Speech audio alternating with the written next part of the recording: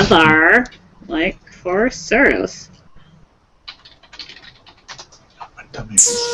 That's not bad. It's been one of those days. It's been one of those weeks. Yeah. It's been one of those years. That too. Yeah. Yeah. The start of it hasn't even been a month. What the hell? Sorry, that was my phone. Yeah, the start of 2018 has not been great. It's been 28 days of that year, and it's already awful. Can we just fast forward to 2020 and see what happens in the next administrative? I just want to fast forward. Can I just fast forward to where I have a job that pays all my bills, so I don't have to have a second job, and I'm on medication for my mental issues, and I have a therapy schedule all the time? Yeah, can I just fast forward through all the boring shit? Hey, where I have my life together? Can I fast forward where I have a job and I can actually pay my student loans? I just want to fast forward to when I have my shit together. If that would be nice. That'll be on your deathbed. You'll be making, yeah, right? You'll be making your little speeches and stuff, and they'll be. Is Danny back again? I have my shit together. He is not online. He is not. Not yet. Oh, he might have had Windows updates. Possible. Sitting there. We are having technical difficulties, viewers. We apologize. I would like to personally apologize for Danny for pushing us to be so late. No. No, I mean, we are having some issues with catching cameras and stuff. And, yeah, but while people are waiting, we could do a recap of what happened last week. No, because that we don't need. Danny has to be here for that. What? Because I said so. Okay, then I guess we'll just sit here and vamp about nothing for another 5 minutes. We can talk about the charity, Doctors Without Borders, the organization that goes out and helps all kinds of folk in areas of the world that otherwise wouldn't get medical support. Actually, speaking of charity, I'm gonna do a little mini plug. Ooh. I've started painting jackets, like denim and leather jackets, that are kind of themed around specific like nonprofit organizations. Oh, cool. And I'm selling them, and each jacket that gets sold, 10% of the profits go to the charity that the jacket is themed around. Nice. Ooh. Yes. Where can we find said jackets? My Instagram. I've been posting a little bit on Twitter. My Instagram and my Twitter are the same. It's Whimsy Queen all the way around. If you would like to post a link to that in the chat, you are welcome to, because sure. You're an admin and you can do that. Or you're a mod. I can do that. Unlimited power! Well, I mean... Let me get a link. Unlimited is a strong term, because I can still ban stick her. Or banhammer her. Wow, words are hard this year. There's They're super hard. 2 of them, and I'm making more, painting more as the days go by. So it's fun times. Words are hard, guys. I mean, seriously. For serious, they are. Oh, show. For shizzle. Oh, hey. So since we're waiting on Danny, yesterday, before I did my D&D stream on Girl Streamers, I was watching RPG, Hyper RPG, and they were doing a Goofy movie RPG, where it was everybody all grown up, like 20 years after, and Max was trying to propose to Roxanne, and they had there was like a carnival where they had Powerline performing, and it was like he was like the one-shot wonder of the 80s. So that's kind of the best. So it wasn't real hard to get this guy to come and perform at our little rinky-dink Spoonerville carnival. It was pretty entertaining. I kind of love that, and I want it. So I am waiting to see if and when that goes up on YouTube so I can watch the whole thing. 'Cause, yeah. And now I kind of want to watch a Goofy movie. Yeah, I'm kind of, yeah. I feel like, if Danny can't make it, that's what we'll do. We'll just have a Rabbit TV, we'll watch a Goofy movie, it'll be fine. Awesome. Oh my gosh. We can all sing along to Stand Out. Stand Out. I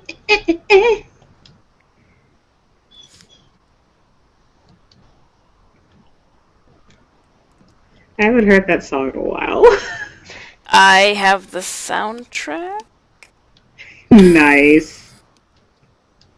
I also because of that movie, I ended up purchasing Tevin Campbell CDs. Who was the voice for Powerline. Nice. Because he was an actual performer back then. I'm like, oh! Okay! Where is this fucking image I'm looking for? God damn it. I don't know.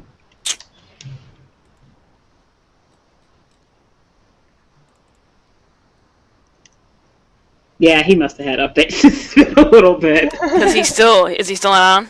He's still not on. Jesus! That's the right Wait, Southern, are you not familiar with the Goofy movie? What? Wait, what? She said, I have no idea what you are talking about. I think we have to watch a Goofy movie now. I think that has to be I feel like it has to be a thing. I know. I feel like maybe that has to be a thing now. Everybody pause! Hold on. Our regularly scheduled D&D game. Oh, so she knows that it exists, but she's completely unfamiliar. She never saw it, apparently. I am now unfriending you on everything! Now. No, that is completely inappropriate! Is this going to be that whole music teacher movie thing again? No.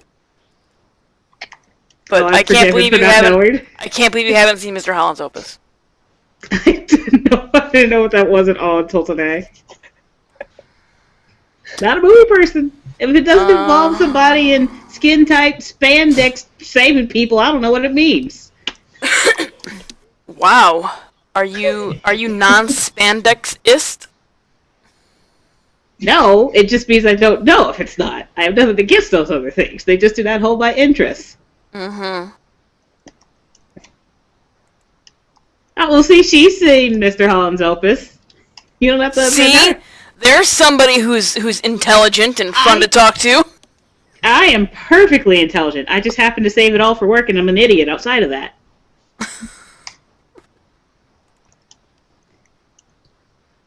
Alright, I tweeted. I should probably put in there as a disclaimer that this might not happen. We are experiencing technical difficulties. Oh, he's backish. There we go. Let's try calling him again. Hey, there you go. See, good timing.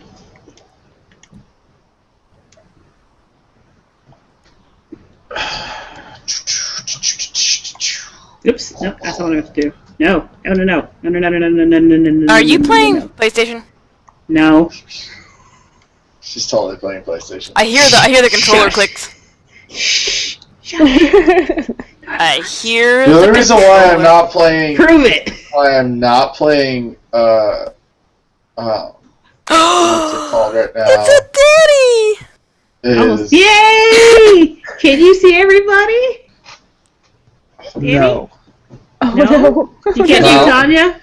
Super fantastic news. My internet connection is being really retarded and stupid and awful, and so let me try restarting again. Go ahead and get started with. We can see you. We can see you. And I will try and be. She can't see you. Jesus Christ. So go ahead and do your thing, and I'll try and be back if I can. I'm sorry, Danny. Oh, no. Damn his internet. That means I gotta fuck with cameras. Multiple times. Also, Southern, There's stop one not being a playing Monster snitch. Hunters because you can't pause that game. You can't pause Monster Hunters? That's fid. I thought. So you can't Like, if you're in the middle of forest and you press start to pause the game, it doesn't pause. Ooh. I'm not down with that. Yeah. What happens if you have to poo? You better poop before you start a mission. You can always teleport back to the camp, and then that'll take you home. So it doesn't give you any penalties, but like if you have like the monster down to half health and you gotta desperately poop, you may lose. You may have to restart that whole battle. That sucks. Wow, yeah, that sucks. Yeah. Yeah. Did Danny leave? Yeah, because his internet's being all futzy, so he's trying to fix it. I'm not sure if he left or not. What is? Because it just says recovering lost connection. Recovering lost connection. Oh, that's weird. Okay, yeah. I guess. Yeah, like he was still there, and I saw him like he was typing, and I saw the little soundbar go, and I'm like, wait, is he leaving? What's going on? So we will wait and see what happens. It's my party, then I'll leave if I want to. Will you now? Yeah. If it's my party, Fine. Which currently it's not, so I won't be leaving.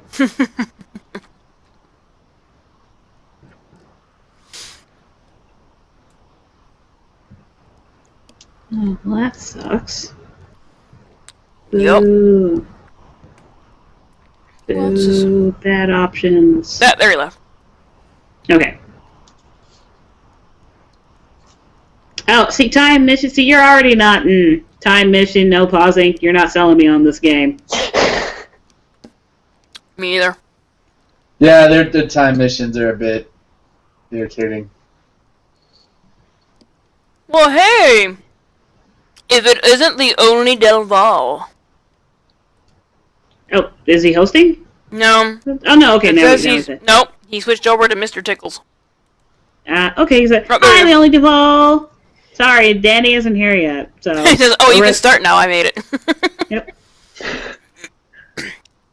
Apparently, Mr. DeBell is also watching Mr. Tickles. Which is kind of a creepy name. Tickle your Twitch channel? Oh. Mr. Tickles 123. What would your followers be called in that instance then? I don't want to know. Oh my goodness. That's a lot. I was watching 4 streams. Jesus Christ. That's so many. The ticklers? I can't. Or the pickles. The pickles? Tickle pickles? That sounds dirty. Yes, that is dirty. That's the point. That's the dirty. That is the whole point. Okay, he is offline again. So Dal, how much of the girl streamers did you watch? 'Cause I named one of the characters after him, one of the NPCs. Ah, nice. And I may even drop his Twitch name in there. Ooh. For shiggles. The shiggle giggles. Shiggles. For shiggle. Oh, shiggles. Because he might be the only Del Val in that city.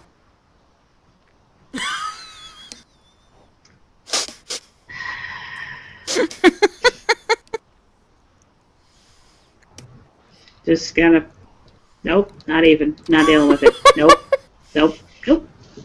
We're good. If you haven't watched his channel, you probably should. He's playing Witcher right now, and there's been a lot of good scenes.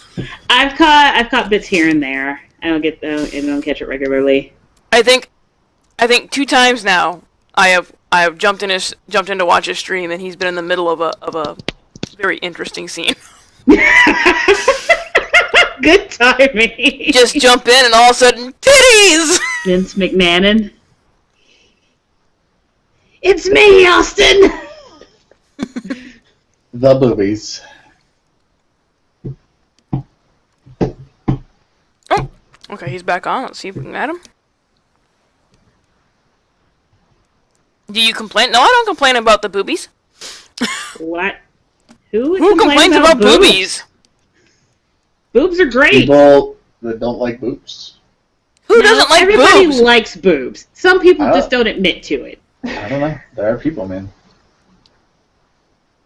And to be clear, that doesn't mean everybody is sexually attracted to boobs, but everybody likes boobs. Boobs are generally enjoyable. Yeah. While Danny is having some technical difficulties, so we're trying to get him added to the call. Nope, he's offline again. Damn it. No. They're soft, they can be bookshelves, storage space. Boobs are multi-purpose. They can hold a drink, not just bookshelves. Yes, they can. and the only people who don't like boobs argue that they shouldn't be seen in public because God forbid somebody feed a fucking child with one. It's a boob. Who cares? It is a mound of skin and flesh with an areola. It's a boob. What is it again? You heard me. I believe she said it's a mound of flesh with an areola. And technically, it's a mound for women. It's a mound of fat. Flesh, fat, whatever. You thought you heard his voice. I'm sorry. I'm sorry, Del. I know you have a thing for Danny, and we're trying to get him in this call. And we're trying really hard to get him in this call. Really, really hard to get him in this call. Really hard. If it doesn't happen, we're just gonna watch a Goofy movie. Sounds about right. Sorry, I never got that story. I need to see if that's on Netflix. Because it might actually happen. I mean, I don't think we can actually stream that. Can. No, you can. We can. You just can't. It'll mute it. Yeah, it'll mute it in the VOD. Like I give a crap about the VOD. Yeah, okay. They can't really stop people from like other than like nudity. They don't really stop people from having that kind of music or stuff like that. We wouldn't stream that. We could just like we would all individually watch it and comment on it. No, Rabbit TV. It's a website where you can one person it's like TV. Twitch where one person will broadcast what they're watching and you all watch together. Yeah, all right.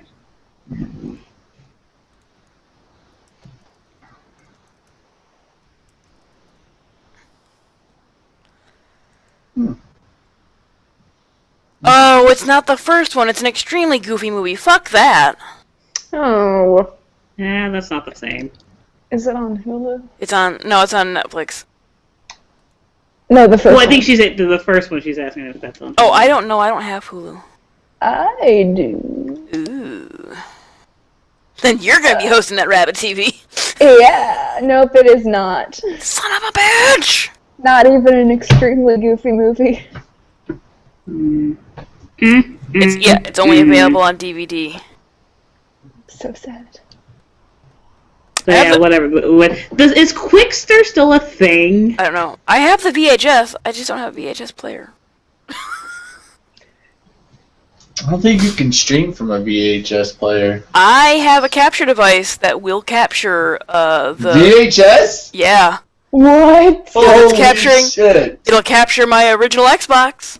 I just have to change out the connections. Yeah, but original Xbox versus a VHS player? Come on. Yeah, no, it's just the component. Technology is like... Yeah, it's just component connections.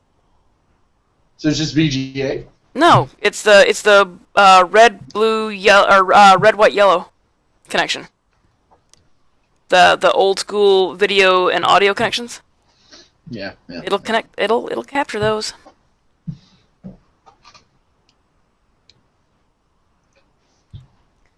There is no Danny of the Esela. Now I'm bored. Come on, Danny! Come on, Danny! You can do it! Si se puede! You can do it. Yeah, we'll just add Misadventure. She'll play for Danny. She'll make a perfect Coltash. She might. Yeah. She might. Great. She just has to be belligerent. I mean, and not and hate shenanigans. And hate shenanigans, yes. Although that might not work out because Miss Adventure seems to enjoy shenanigans. She does enjoy shenanigans.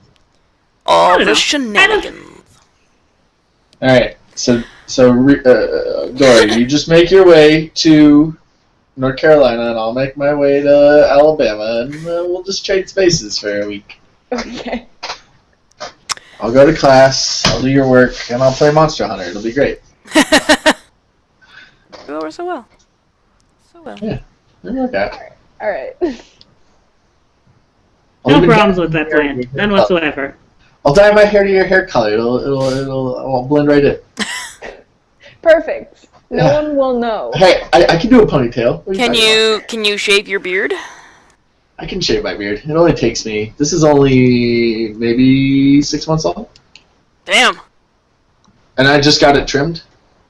I got it shaved and trimmed 2 days ago for a wedding. Cool.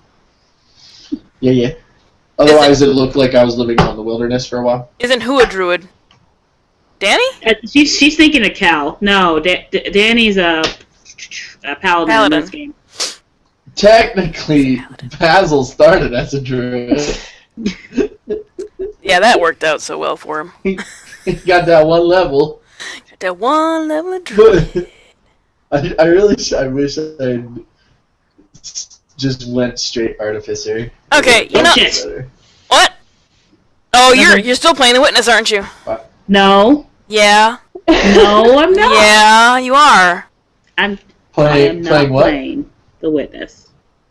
Then what are you playing? The Witness? Witcher? Nope, but that's a great game. Totally playing PlayStation. I would be overwhelmed if I played Witcher.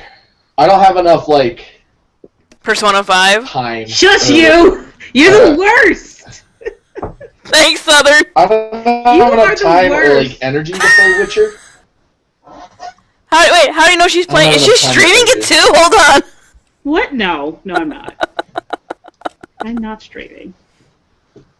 Oh, she has a PlayStation. You guys are your friends, aren't you? Yep. Okay, that makes sense.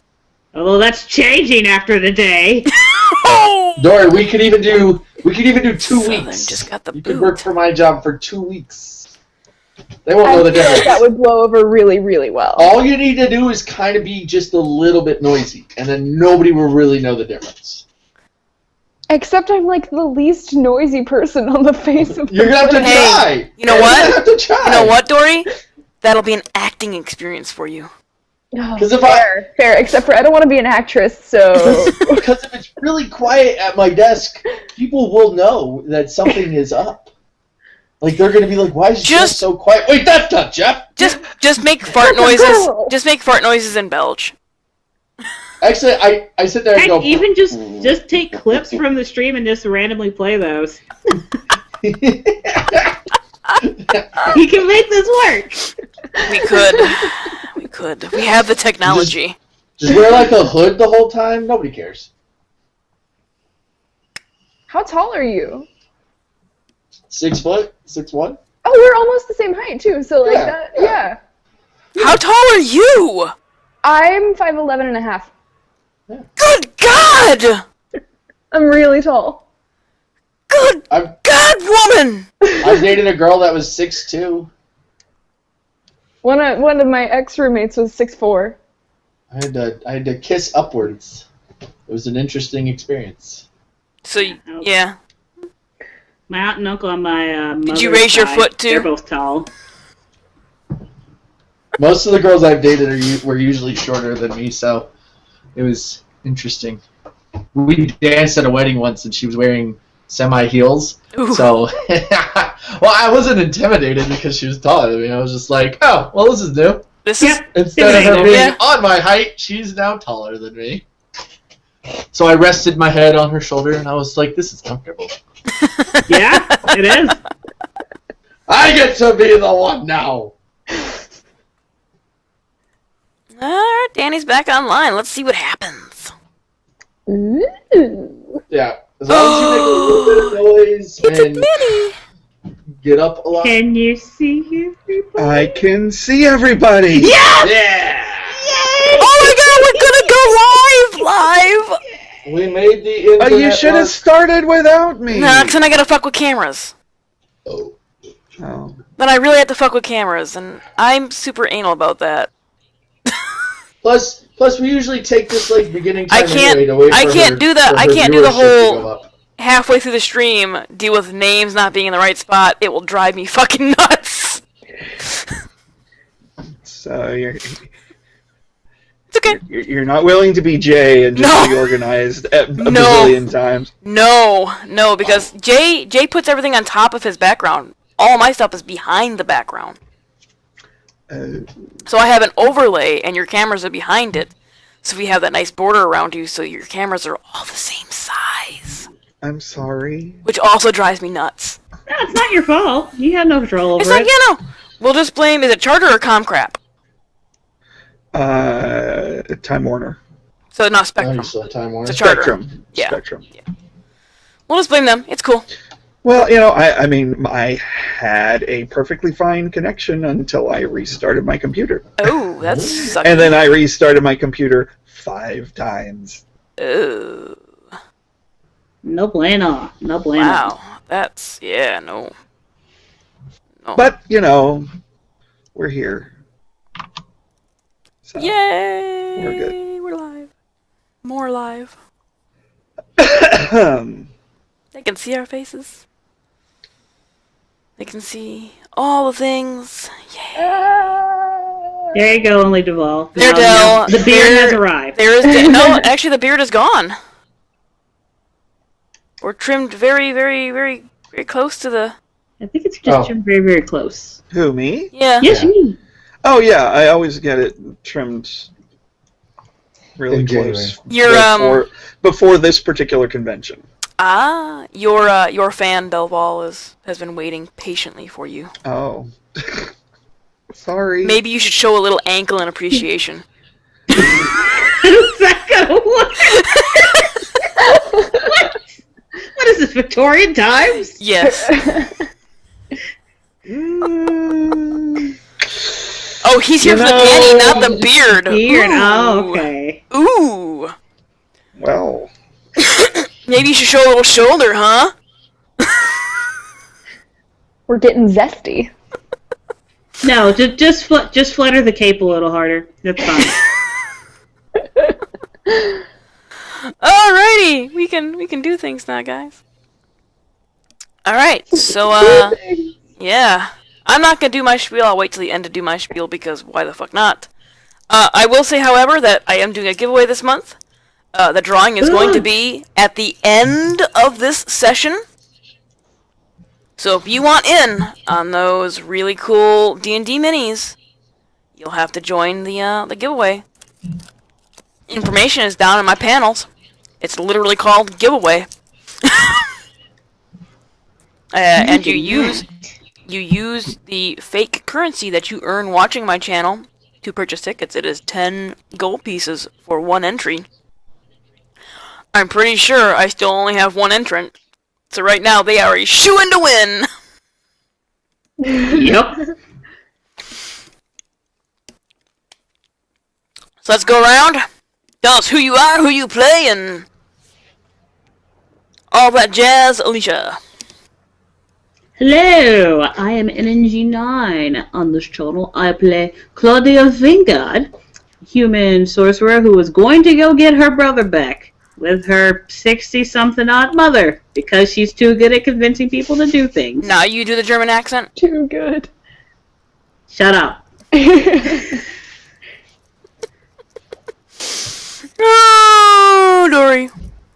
Hello, I am Dory. I play Ree, who is a monk private investigator who's super excited to finally be using her badge and investigating the tower. Very qualified. Very qualified. It's not a badge. It's a business card. It's a business card made of wood that is also, it's just, it's got many functions. Jeff. Made of wood?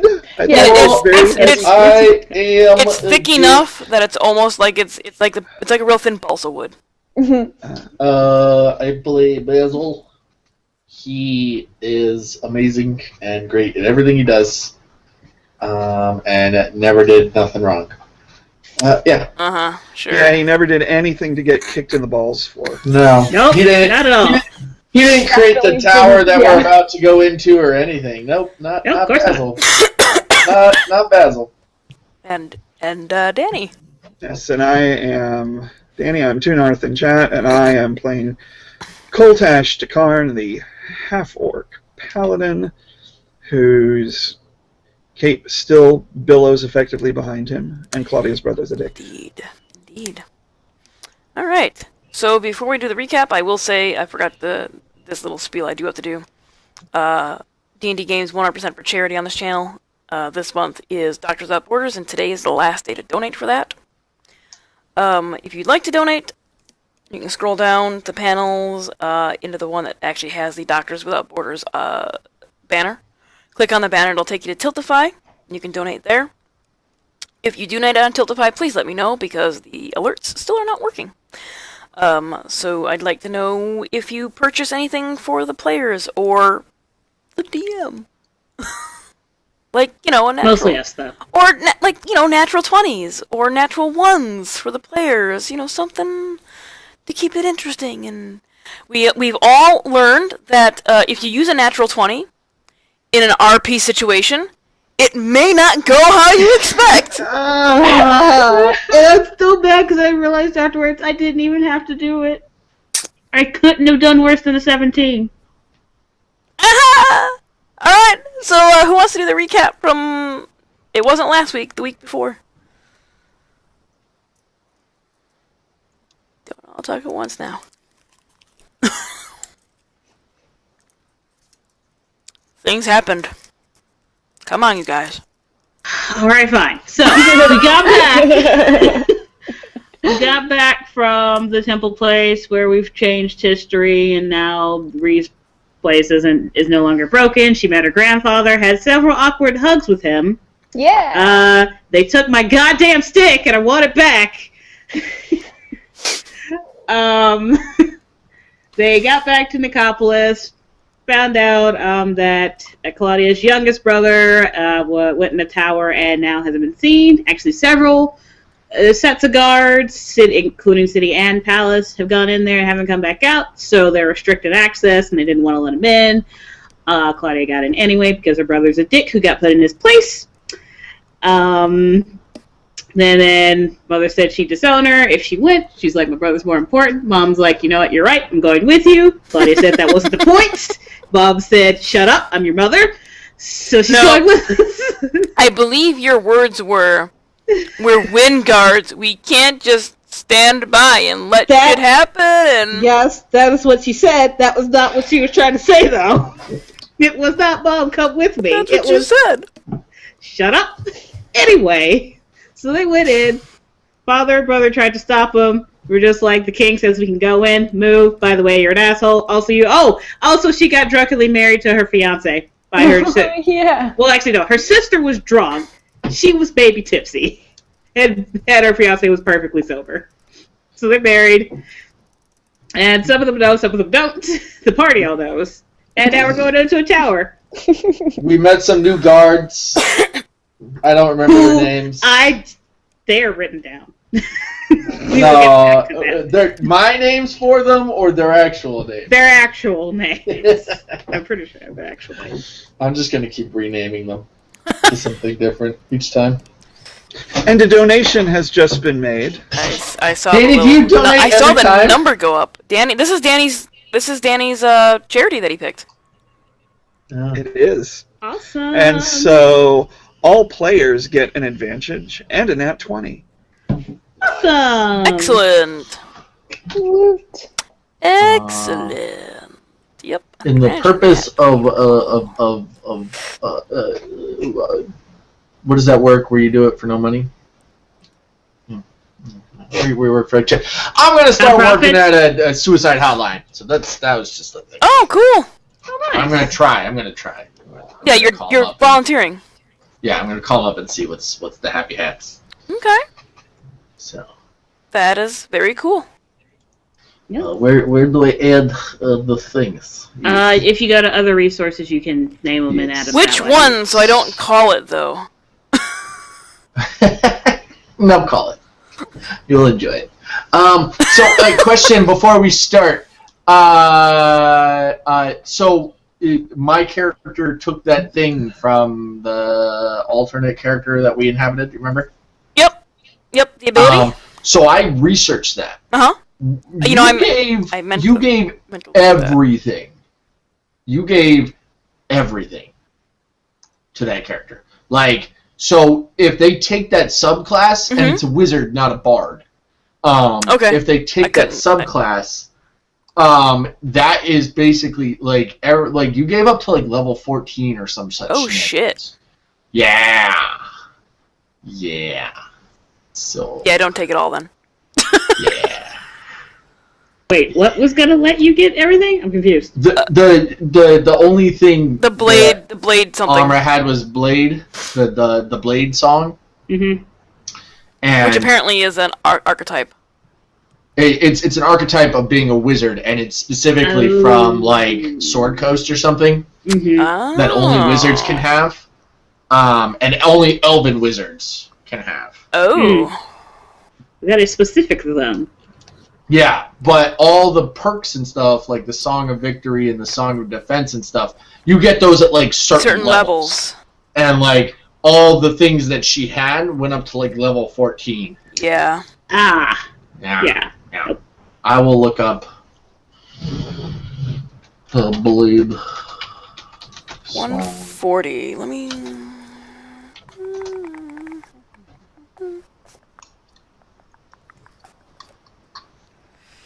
Blade Singers, Sword Coast Wizard. Wizardry groups. I don't want wizardry groups. I want fucking blade singing. I got it. Restriction elves only. Training and 6th level they get an extra attack. 10th level they get Song of Defense, and at 14th level they get Song of Victory. So that's all they get. Here's what I'll say.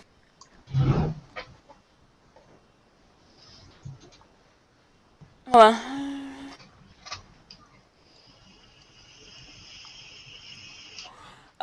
I will let you choose one of the songs. Either Defense or Victory. Okay. Along with the walking speed bonuses and the advantage in acrobat checks and all that other stuff? Or just the Song of Victory or Song of Defense? So you can either choose the walking speed and advantages and stuff, which is what they get as a blade song period. Yeah. Or you can choose one of the songs. Got it. Okay. Because that when I created when I looked at the book to get that information, it didn't indicate that it was a full archetype, because nobody else in that book had full archetypes. So that's what we'll do. I'll probably take Song of Defense then. Okay.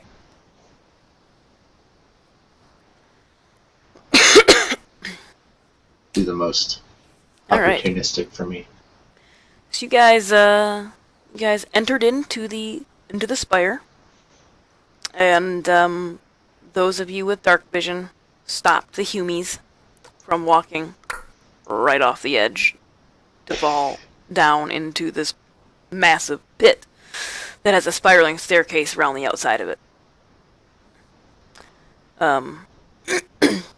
Once inside the spire, it's pretty dark. There's a little bit of light in here.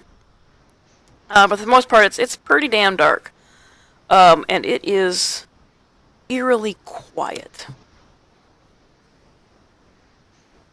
There is... Oh, sorry. There is, to the left of the door, there is a staircase leading down.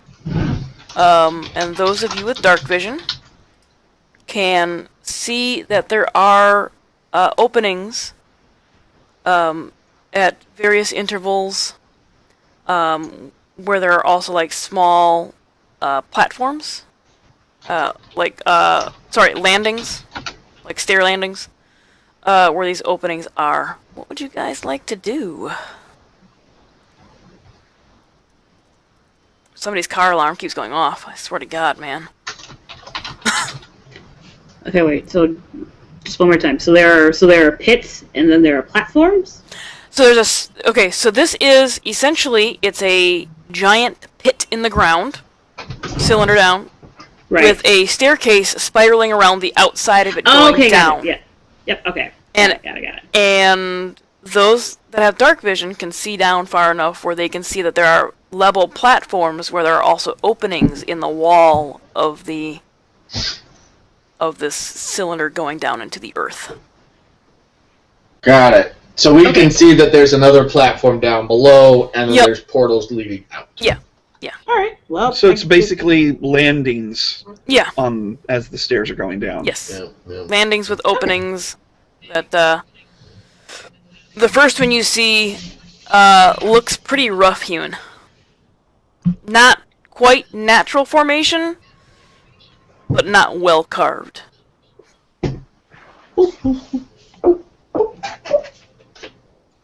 What? I guess we're going down the stairs then.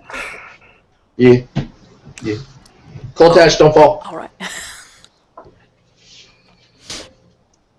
I thought half orcs did have dark vision. They do. Did they have dark vision? Yeah. The humans are the only ones that don't. And Jeff's character, right? Claudia, don't fall. No, I'm a gnome. You're a gnome. That's right. Yeah. Yeah. No, I'm also like a stone gnome or something like that, like a mountain gnome that you picked. Yeah. Yeah. So I'm used to the dark. Okay. Yeah, I was dealing with a halfling last night, so. Claudia, don't fall. I did not plan on it. Thank you. You're welcome. You can hold my hand if you need to. Wow, are you making fun of her accent? No, sorry. The Russian accent is the easiest accent for me to fall into. I used to work for like somebody from Russia, and it took all my willpower to not copy her accent when having conversations with her. Because I had to consciously think about it, because I was like, I'm gonna get fired one day because she's gonna think I'm making fun of her. Yeah. Yeah. So it's very easy for me to fall into that. You can hold my hand. I don't mind. Very easy for you to fall into the German accent. That was such a creepy, I don't mind. If she'd been able to see in the dark, she would have seen the smile he was making too. Alistair is also standing there with you. Too. We can be a chain. Claudia's going to put. I feel the chain. Alistair takes a moment and says, "We're not having kids."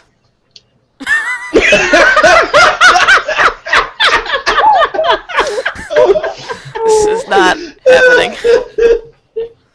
I very much doubt they would be anything like Basil. He is a singular creature. We're not sure. I could teach them to be like me. Definitely not having kids. We'll discuss this later. And Claudia's just going to put her hand on your head. This will work just fine. And what about him? Your mother is staying there and says, this will also work. And she casts the light cantrip on her wand. That's not as fun. Yeah. Takes her hand off your head. And if you're with the dark, Claudia's figuring I'll catch on fire at some point and be fine. That's not as fun. Legit. You'll catch on fire and be fine. I like it when the humans can't see.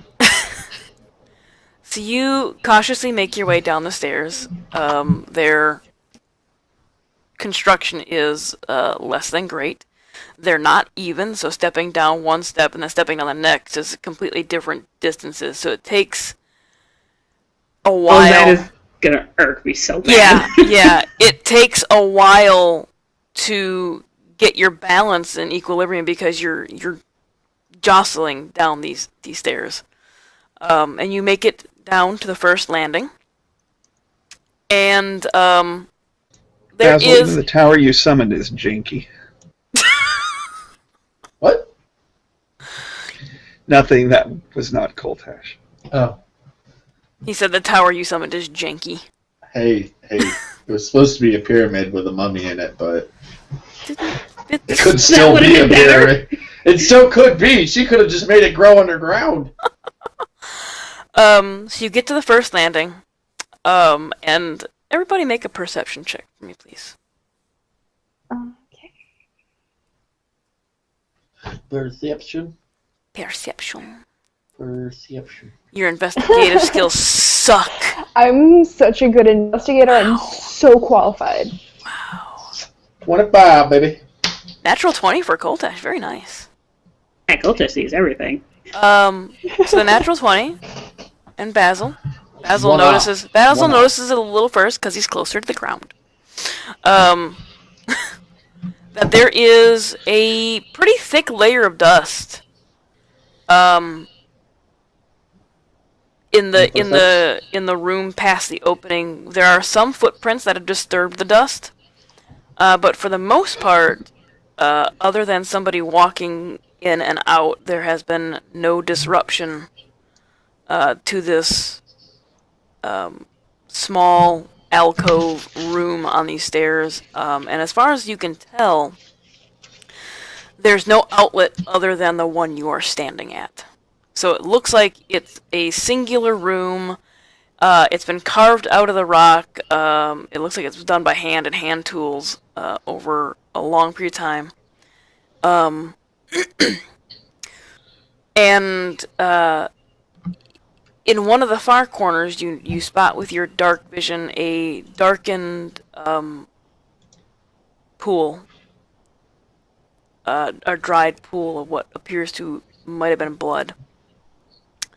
And the footsteps that are on the ground show that there might have been a scuffle here at the doorway. But you don't see any bodies. Are there any footprints leading to the dried pool? Yeah. Are there drag marks? Yeah. It looks like maybe somebody or something was dragged through some of the dust as well.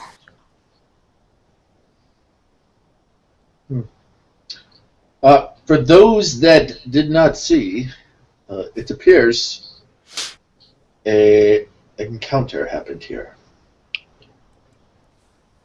Huh. I'm sure with Ree's investigative techniques, Yeah, no, I will totally be able to saw that. determine I totally what saw that. exactly happened here. Yeah, for sure. It looks like, Make an investigation check, Ree. Oh, God. Oh, very qualified. Very qualified. I'm so qualified, you guys. It appears there is dust on the ground. It appears the dust is violent. She says exactly what Basil said, but using synonyms instead. Claudia just looks at her. Ree pulls out her thesaurus and says the exact same thing. Quite the deduction, Ree. Quite the deduction. What say you, Koltash? I am very qualified. Make it real interesting. Well, do we want to go in or keep going down? Well, if it's a bit of something happened here, we should look into this. Okay, so I walk into the room.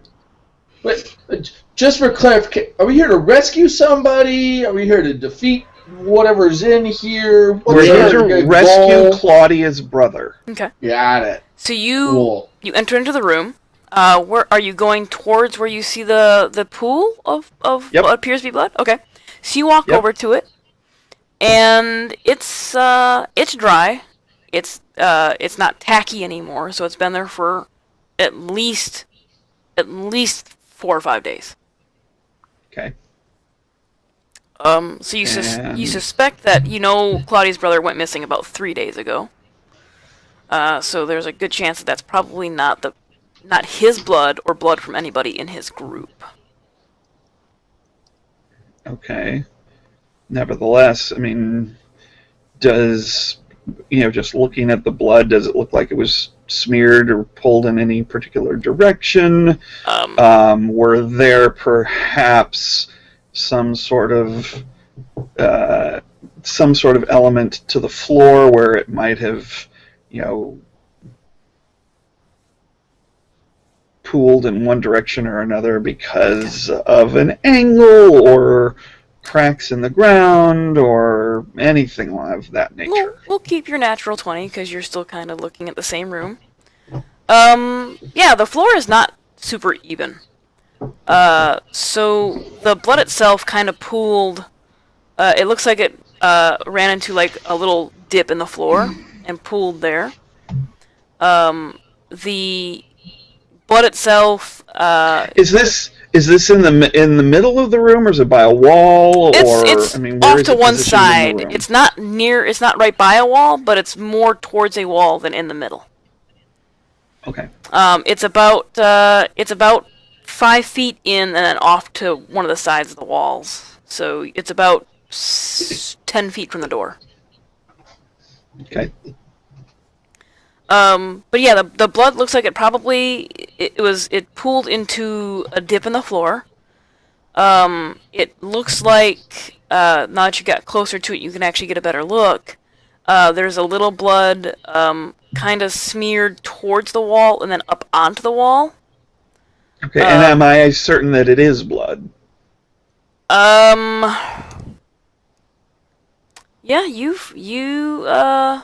it looks like it, yeah. Okay, just wanted to make sure that do it you wasn't want like to touch some it green or... sticky substance. No. Or do you want to touch it or anything? Sure. All right. I mean, keeping in mind that I do have my your gauntlets on. gloves Yep. on. Yeah. So go ahead and make another perception check. A 10. All right. You take your gauntleted finger and run it along the substance, and it smells. It smells of iron. It has that metallic blood smell to it. You're a half-orc, and you have been in the arena most of your life. You kind of know what blood smells like. All right, just wanted to make sure. So then I'll go over to the wall where the smears are, and just kind of start, feeling or kind of taking my hand and just kind of pounding to see if there's any like secret passages or something. Yeah. That wall is solid. That is a solid wall. Yes. Are there any rocks on the ground? Yeah, there's a few like quarter-sized. I'm gonna pick up a medium-sized rock and spend a minute infusing it with a spell. Okay. What spell? Fog cloud. All right. Actually, cure wounds. Okay. So you spend the time doing that while Koltesh is investigating this pool of what everybody thinks is blood, and Koltesh now knows is blood. And then I'm gonna give it to... Who gets hurt the most? Koltesh? Yeah, he's tank. Kinda, yeah. I'll give it to Koltesh. And I'll be like, Koltesh, what? before you go down, squeeze this rock and say Bibbidi, and you won't go down. Go down where? Just like you did. In battle. Oh. All right. Is the next one going to be Bobbity? You have a rock of cure wounds. All right. I pocket the rock. But the trigger word is Bibbidi. Bibbidi, yeah, Bibbidi. Hope I remember it. It's your pocket. You have to use it within 8 hours. It's my pet rock. It's your pet. Yeah. So, I'm going to just be testing at all heights, kind of, all along, also kind of stamping on the floor. Okay. Seeing, just making sure that there's nothing... No, the wall is very solid, the floor is very solid. As you're doing this, you get a better look of the patterns in the dust on the floor. Okay. And you can see a clear drag mark from the pool to where the blood is smeared on the, had gotten on the wall, so it looks like perhaps a body was propped up. Or a wounded individual was propped up. And then you can see where it looks like somebody dragged like their foot out. Where they couldn't use like a leg, and they were dragging the leg behind them. Okay. And does that continue around the room or further on along the wall? Or did somebody rest here and then keep going? Yeah, that drag mark makes an awkward movement around and then out towards the door, and you lose it because there's so much activity right around the door. Oh, so it looks like whoever it was got wounded here, propped themselves up to rest for a bit against the wall, and then managed to get back up there with a wounded leg and move back around to the door and exit. Yes. Okay. Possibly with help. There are other footsteps near the drag, so... Okay, can I do like a survival check to see if I can read anything in the footprints? Sure, that'd be like a tracking, yeah.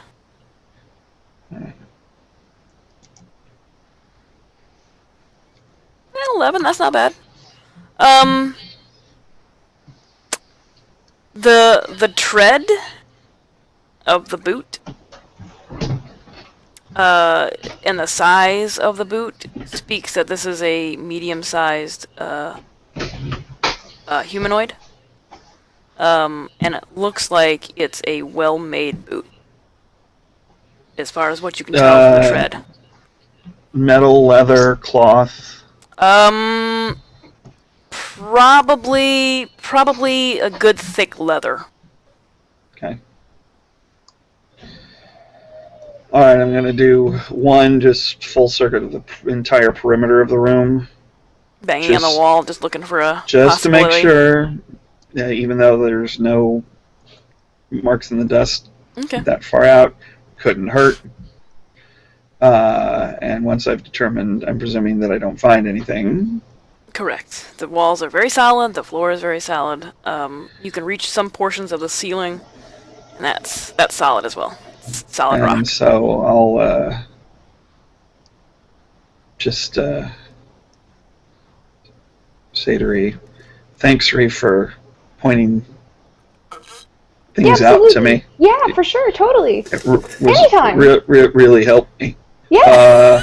So somebody was wounded here. There was some kind of a scuffle. The person that was left behind rested against the wall while they were injured, and their leg was injured. They managed to get back up and move back around and exit the room. This appears to be a dead end, and we should probably keep going down. That's exactly what I was about to say. Ree, your powers of deduction are amazing. I know. I knew it. Claudia's just gonna roll her eyes and walk out with her mom. It's just like that. Your mom's been standing. She's been like staying on the landing. Like, I don't see anything in there. Yeah, they can see. Don't worry about it. Let's keep moving. That's not where Tess is. I hand another rock to Ree, and I say, when you're in the most trouble during battle, say, "Poopy," and this rock will heal you. Okay. Thank you. Oh my God. Now that I know that there's some blood trail involved as we continue down the stairs from here, I want to be examining the stairs to see if I can see traces of the wounded individual continuing downwards. Yep. So you guys continue down the stairs, and Koltesh, make another perception check for me, please, as you go down. 18. You see some smear marks on the wall where it looks like a hand was trailing along the wall, really, brought back up, and then another down, where you suspect they were trying to keep their balance from these god-awful stairs. Okay. I as we're going down and I noticed this, I pointed out to everybody else so they can... Okay. And it is a humanoid-shaped handprint that you see. And given your familiarity with armor, it is not a handprint. It's like a leather glove print. Okay. I also make note of that. Okay. So you continue down. to the next landing, where... Oh, and I mentioned that to everybody. Okay. Where it looks like, very similar. Dust on the floor. Scuffle might have happened here. If everybody will make an investigation check for me. Okay. A 1 and a 20, man. Nice. I mean, you're going to extremes. Yes. Way to read that, Claudia. Got it. You look around the doorway, and the same thing with the previous room. It looks like it was produced by hand tools over a long period of time. It's not great craftsmanship. There are chips and gashes in the stone. And in one of the gashes, you can see a piece of fabric that was tore off recently, because it's not it looks pretty fresh and new. It's not old or decayed. The dye hasn't faded. And it is the same color as the city guard uniform. Okay. I'll take that piece with me. Okay.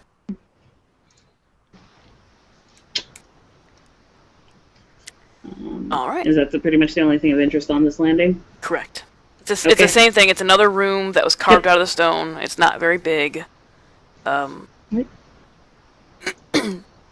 go. All right. And you continue down to the next landing. For the sake of this, you continue down probably about 150 feet into the earth, finding similar landings with similar rooms carved out. And the deeper you go, the carving of the rooms gets more professional looking. Like some care was taken with carving these rooms out. Anybody speak Dwarven? Let me check. Maybe? I might. Yes, I do. I do as well. I do not. There you go. We can investigate. So the lower rooms that you've encountered also have some runes carved like around the doorways. They're decorative runes that are dwarven in nature. And you guys recognize them as hearth, home, guardian, and a few other words that fall into that same category.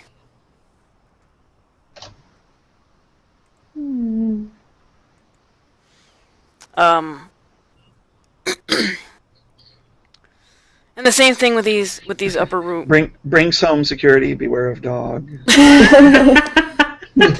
Pretty much. They got like one of those insecticide like posters out there too. As a matter of fact, there is a lawn sign.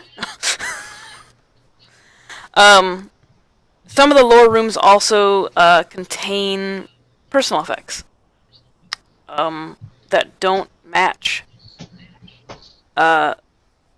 any of the guard stuff that you know. There's none of the uniforms that you recognize there are from the guards. There is one room that actually houses a cot and a small chest. What would you like to do in that room? There's a cot and a chest? A cot and a chest, yes. Is the chest locked? Nope. I will open the chest. Alright. You open the chest, you rifle through it. Alright. Yes. Yep, it contains some clothing. Trap goes off. Do what? Trap. The alarm goes off. Yeah, no. It contains some clothing. And you pull out one of the shirts, and it's sized for like a dwarf. It's a little bit wider, a little bit stouter, or shorter than a human would wear. And there are a few other items in the chest. There's a couple daggers. leather journal. And that's about it. And a spare pair of boots. Anything written in the journal? Yes. I will open it up and read it. Do you read Dwarven? I actually don't, so I will hand it to one of the other two. This facility contains chemicals known to the state of California to cause cancer and birth defects or other reproductive harm. Oh, man. How did you know that's what it was going to say? I will gesture to Ree, since she is our very qualified investigator. That's 3. All right. Okay, I read it out loud. All right, Ree, you open the book, and on the very first page, it says in very rudimentary writing, property of Theder. And the last page says send nudes. Theder. Okay. Property of Theder. And the writing in it, from what you're reading, discusses how he learned about his parentage, and that he has deep conversations with his father,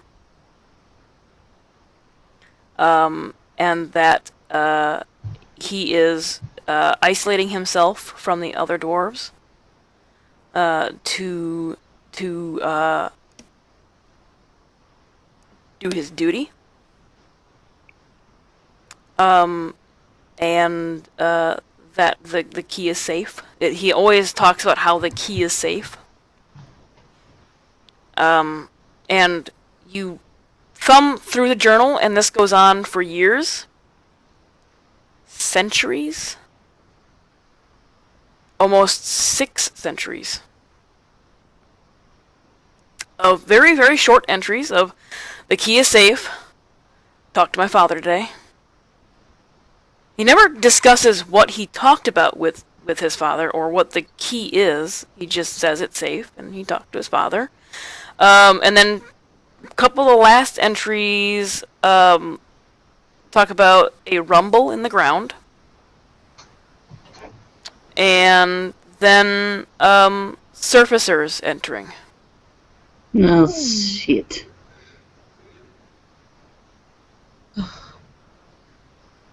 Why on earth would a magical spire conjure itself on top of a dwarven secret?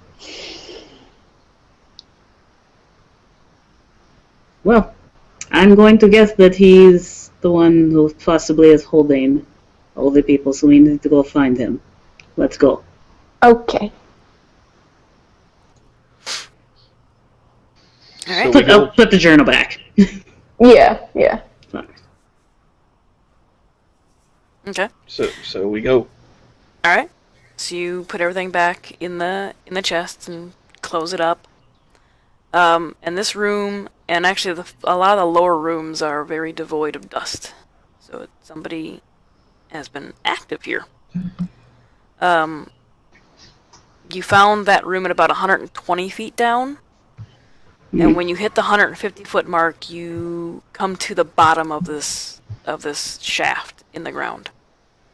The floor here is very smooth, very well worn, very level. And there is a couple different openings, doorways, very well crafted doorways that lead out of this particular circular room. How many doorways that lead out of the circular room? 5. 5. Try them one at a time, all together? Sure. Alright, let's open door number 1. Okay. So you open up door number 1, and it appears to be a corridor. And by this point in time, you've spiraled down so far, you have no idea what way north, south, east, and west is. Yeah, sure. Yep. Wait.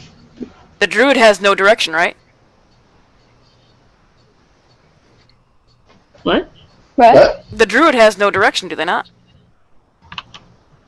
What? What? Do you have unwavering? The only person with a druid level here. Do you always know where north is or whatever? Let me get my book real quick. He didn't put that on a sheet. Hold it. Darn him. Everybody grabs a book. Grab a book and grab a friend. Read the book today. Druid first level. Druid. Nope, you just know druidic and spellcasting. You don't have the direction thing yet. If they have it. Oh, not look like it. Alright then. Somebody has it. I don't know. Can't remember who does. I thought it was just a feat. There's another class that just has it? I think a class just has it. Or I'm thinking 3.5 again. Could be thinking 3.5. So you open door number 1. And God damn it, Jenny! God damn it. Oh. Damn it. Damn it. What do you do? You're not looking at chat. Oh.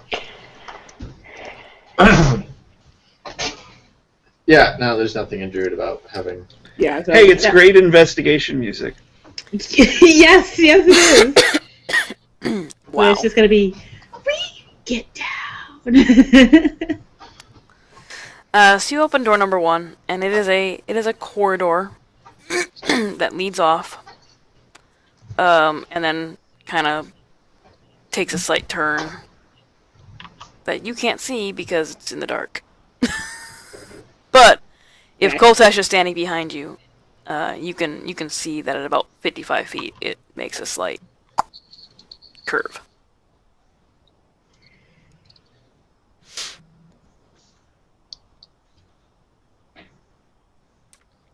If you guys would like to, if you'd like to do an investigation check in this room. Sure. I would love to investigate.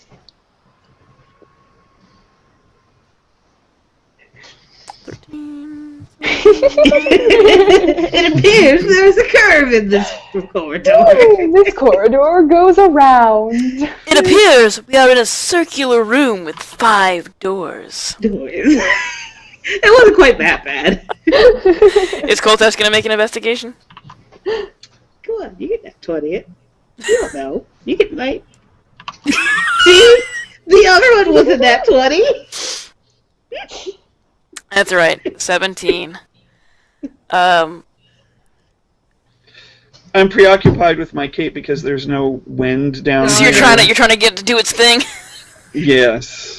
Like, damn it! Like jogging in place slightly. No, he's just walking around the room. Yes. Because you can't jog in place and produce the wind needed to billow a cape. That's true.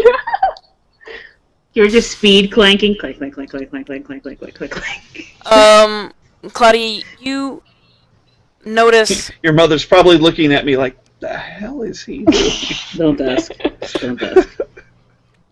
You notice through or at one of the other doors there are a few droplets of dried blood on the ground. Oh, great. So these are definitely trapped. What the hell, camera?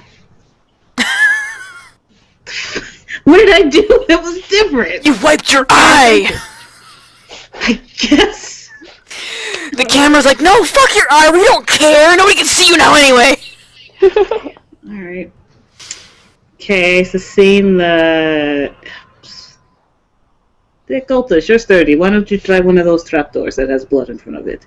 Okay, I go over and go. I yank the door. It opens. Nothing happens. Okay, I stomp on the floor where the blood is. Okay. Anything happen? I mean, the blood, like, cracks and disperses. Other than that, no. Was it It was dried. completely dried? It was dried. So, alright. I step through the door. corridor. Nothing happens. Okay. All right. I keep going. Yeah, just try all the doors at this point. Just open them all. All of them. You're just gonna open them all? I keep going down the corridor. Keep going, okay. Okay. The corridor has a pretty steep decline to it. All right. So you're going deeper into the earth. Okay. And it's fairly straight. It does start curving around a little bit when you get about 20, 30 feet in. But for the most part, it's a pretty straight corridor that continues down. As I go along, I'm going to continually be looking for more blood traces. Okay. Make a perception check for me, please.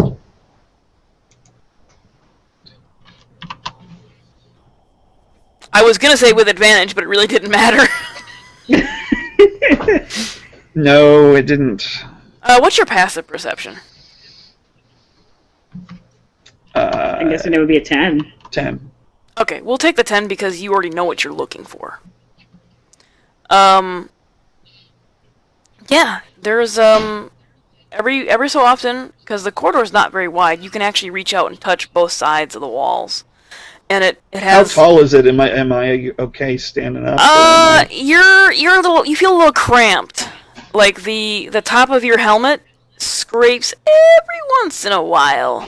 Luckily, it's magical and no damage is taken to it. Because it was built for dwarves. That is the impression you get. You are much taller than a dwarf, and they didn't apparently care about servicers coming down here. But you can reach out and touch either side. So it's you're how tall? 6 something? Yeah, I am something like that. 6'6". 6'6". Yeah, fingertip to fingertip. You can reach the walls. So it's wide enough for people to comfortably walk through. And every once in a while, you do see a faint smear of blood on the wall as you continue down. Okay, I keep going. Okay. Is everybody else following him, or are you just kind of waiting to see what happens?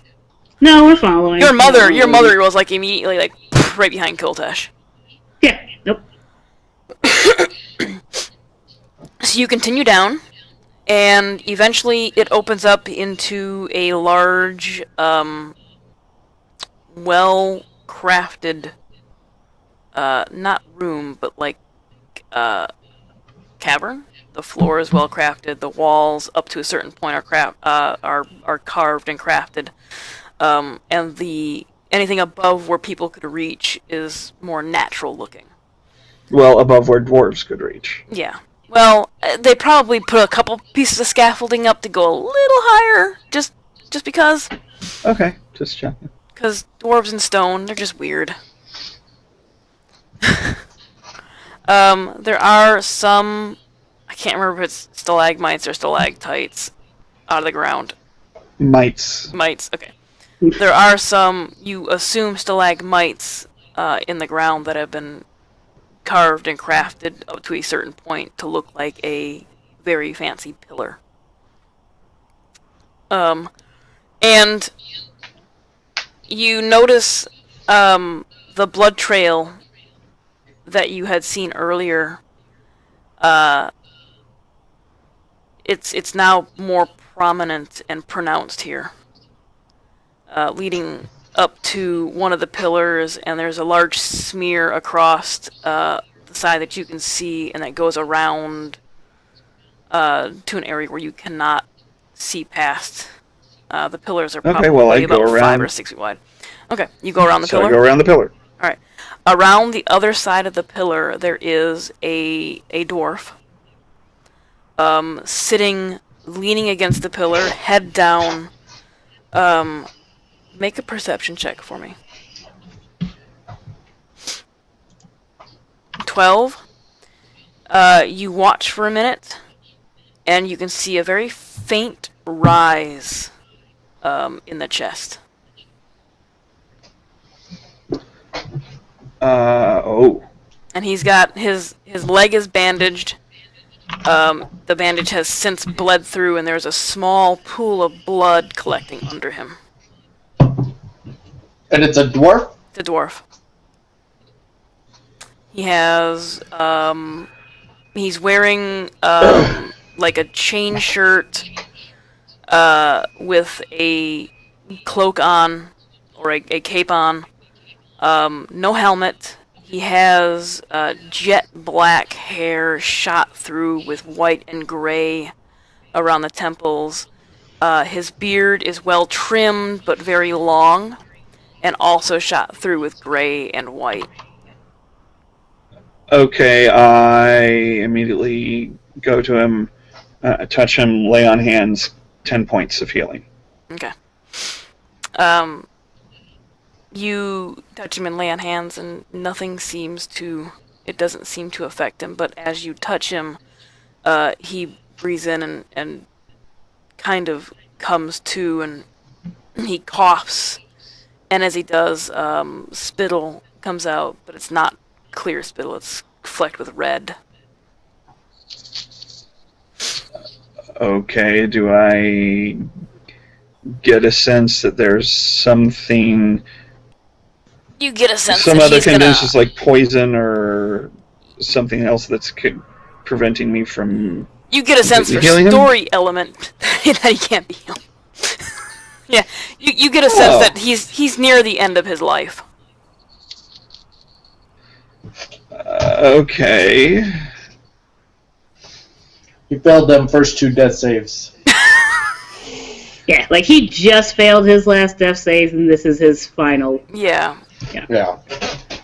Is everybody else with Coltash at this point? Yeah. You all kind of... I think we all followed, yeah. Okay.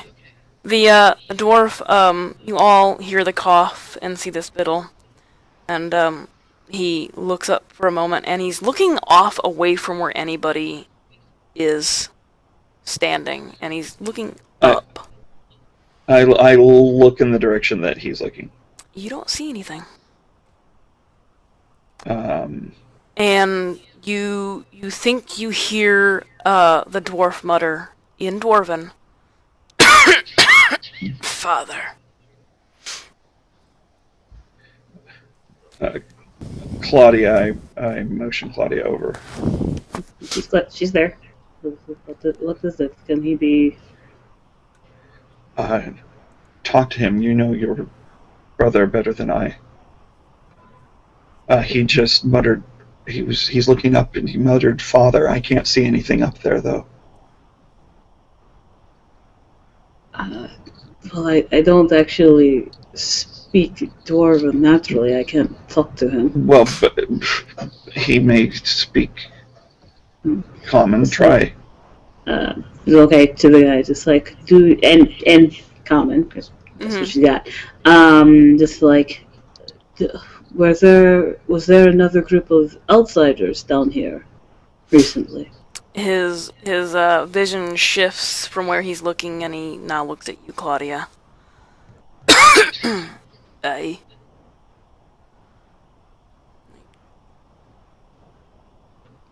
They came from the surface. And How long ago? He's now kind of looking past you. You can see his eyes shift to just behind you, like over one of your shoulders.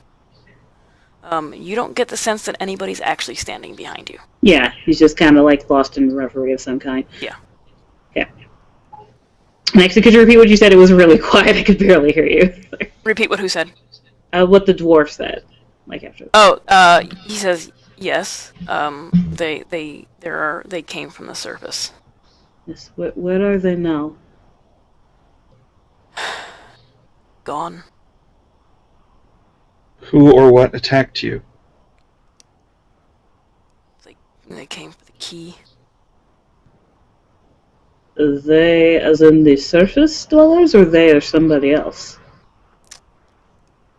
And he takes a moment, and realization kind of comes into his eyes, and he looks at Claudia.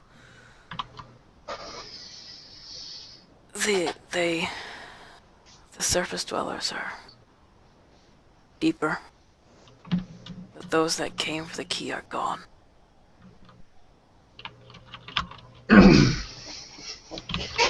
So So the surface dwellers are still deeper down. Are they... The ones who came for the key, were they fiends? Devils? Yes, I think so.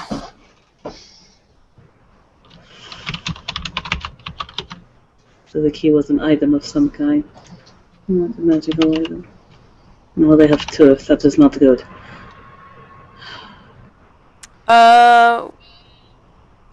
What is Claudia's intelligence? Never mind, 16. It's right Her there. intelligence, I think, is 6.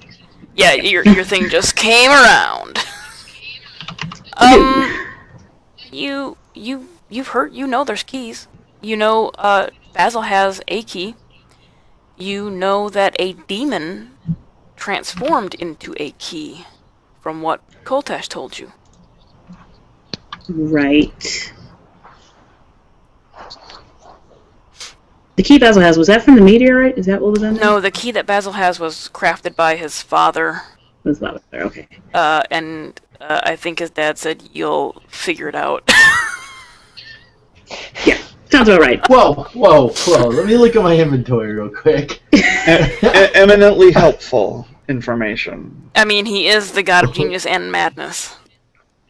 Yeah. Basil has a key? Here's the 10 by 10. Figure it out. Oh my god, he didn't put it on his character sheet? Apparently, I will know it somewhere. It's a large, black, iron-feeling to it key. Okay. Jesus Christ, you can... And this is a reminder to Jeffrey. No, I have it! Long, wrought iron key. In the bag of holding. It's in there. Along with 5 pounds of ethelium. Okay. I got it.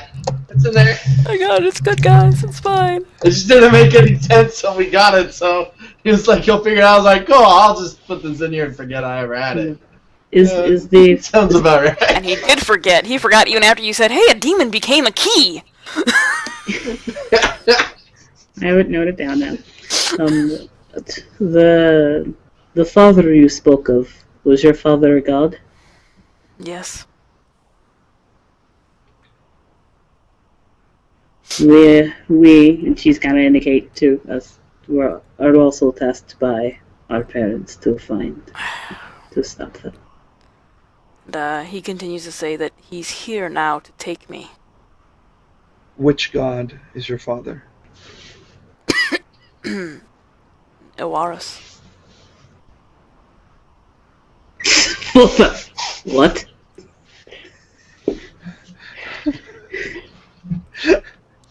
Why else did you think he was there to take him? Dude's gonna die, man. Claudia, kind of eye twitches a little bit. Let us get down here right now. Make a roll a D100. Oh, you.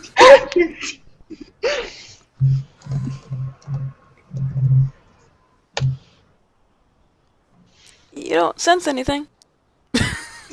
You're just muttering to herself, such a dick. You have 2 of your children down here and you still won't show up, you asshole. Are you muttering this out loud? No, not that last part. I'm not curious. That last part. No. And because the dwarf points off over your shoulder. He's here for me now. Thank you. Thank you for protecting the key for as long as you did. I know you did all you could. Rest well, brother. Is there anything else you want to ask him before this death rattle happens? Yeah, hold on. Let's see. He's down there. Did they actually get away with the key? Are you asking common or dwarven? I am asking in Dwarven. Okay, well then he will answer you in Dwarven. Yes, they succeeded in taking the key. The surfacers assisted in defending, but there's no stopping the fiends. Did the surfacers survive? Many of them. And they're deeper in? Yes, my my brethren took them to treat wounds. How long ago did this happen? Can you? I was under siege for several days, almost weeks. And then the surfaces arrived behind the fiends.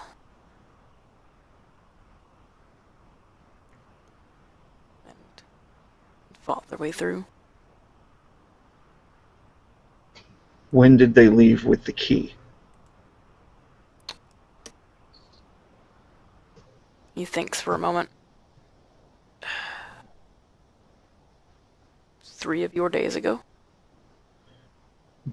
Do you know their origin? Do you know where they are taking the key? And he coughs and more blood and spit will come out.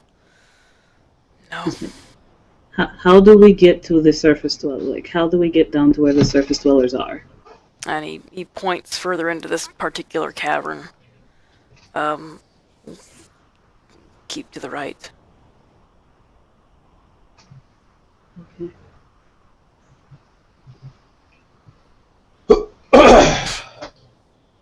Can I? There's truly nothing that I can do, just physically and healing wise, to prevent this from. Correct. Prevent him from dying. Correct. Okay. She will not give us another companion. There's nobody else coming on this stream. We're not playing a dwarf. No more NPCs for you guys. No. We just collect them. They're like. I didn't want my mom to come with us. We're just collecting them as we go. Soon, Claudia's entire family will follow us. No. I mean, her husband's here. Yeah, husband, mom, soon to be brother, sister-in-law, dad. Mom wasn't supposed to be here. And we're rescuing my little brother. That doesn't count. No, well, if we got your older brother down here and let him take point. The dwarf reaches up to begin unfastening his cloak, and with as little strength as he has left, tugs it out towards you, Claudia. Okay, Claudia will reach out a hand. Are you taking the cloak or the hand? The kind of both, like kind of grabbing them together. Okay. You reach out, you take the dwarf's hand and / cloak, kind of almost like over top of it when he's... Yeah. And he says, it's served me.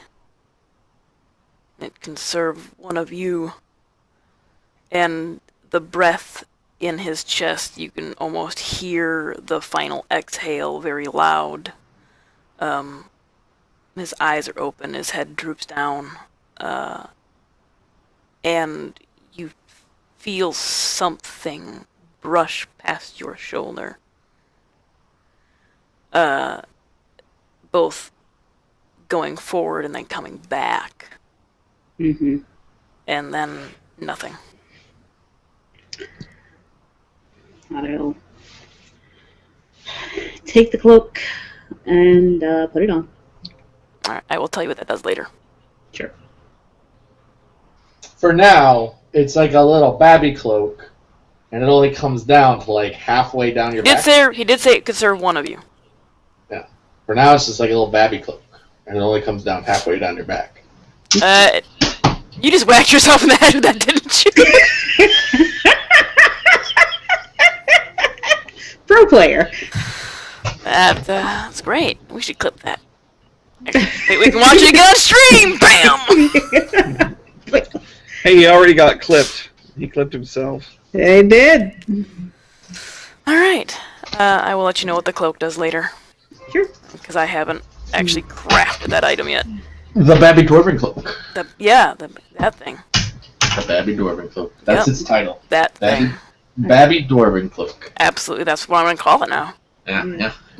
See? I knew it. I knew Claudia was going to lose a brother down here. I knew it! Turns into a Babby Dwarf. Just that's what I thought. All right, now she is booking it down that way. Like she's grabbing, she like grabs the wand from her mom, and starts booking it down the way they said it was. All right. I hang towards the back. Okay. All right. Before they just, they can do what they want. I'm going to stay behind and at least try and compose his body. All right. At least, rather than just leaving him lying there, up against. I will help you if you want to take him back to his room. Hey, I think that was his room. Jace, if you want to post a link, go ahead and send it to one of my mods, and they'll check it out and get it posted up. Also, thank you for joining us.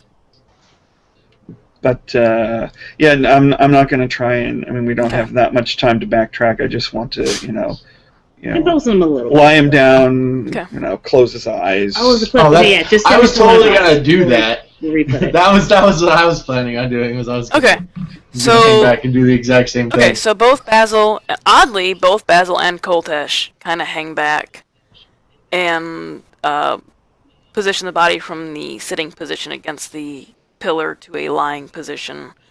You close his eyes and kind of make him look kind of natural, but not the weird like shit cross the whatever thing. There's plenty of mods here. Yeah, any of the players. So let's see. Yeah, if you go to the actual view list, you can see which people are mods and which ones aren't. Just send it to NNG9. There you go. Or you could do that. Since she's totally paying attention. So you lay him down and make him look. Go ahead. And I was going to say, as I'm doing this, in the immediate aftermath of his death and Claudia going off, you two describe what you do to the body. I'm going to say out loud, Awaris, if you are still here, talk to Claudia. I'm not in the habit of commanding gods, but it will be better for everyone in the long run if you do. As I am, shifting the body down to be lying flat on the ground, making sure that the arms are not just, what,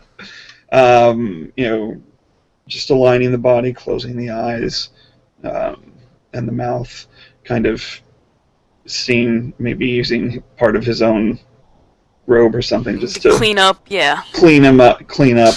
Yeah. Make him presentable for burial. Right, and then hopefully, on the way out we can take care of him, but, time is of the essence, and actually, that's about as much time I want to spend. Does Basil have prestidigitation? Give me a second. Oh shit, I did. Oh well. I get him on the way back. I'm gonna leave my brother laying there in a bloody pile.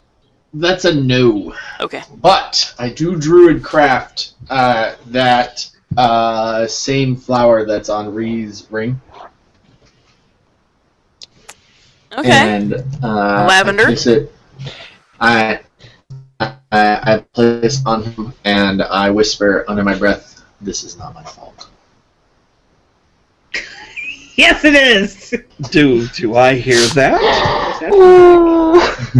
You are standing right there. Make a perception check. Let's see. Did you roll it yet? No, I did not. You know what?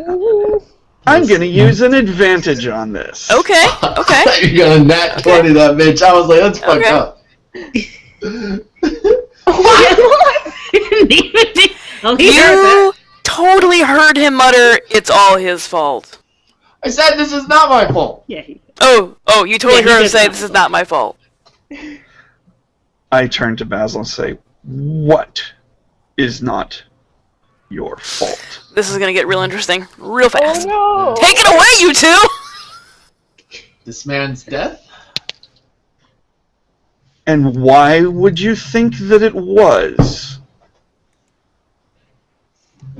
I don't know. He's one of us. I have a key. Try again. and make it something that I might actually believe. Yeah, you two have been traveling together for almost 2 months now, so you kind of have a feel for when someone's bullshitting. I was out in this field when this tower appeared. It just appeared. I don't know why it appeared. I went to insight check. I went to my bed. Insight check. Make a deception check as to I don't know why it appeared. I know. I'm going to use an advantage. Okay. You should have waited on that insight. I know. Didn't need it. He would have got Didn't need it, but still used it. So you're not quite sure if he's telling the truth. But you're maybe he's not lying.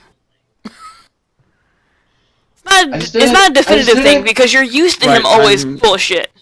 It appeared and I didn't tell anybody and I just kind of went home and just laid in my bed and just was like, oh wow, there's a tower now.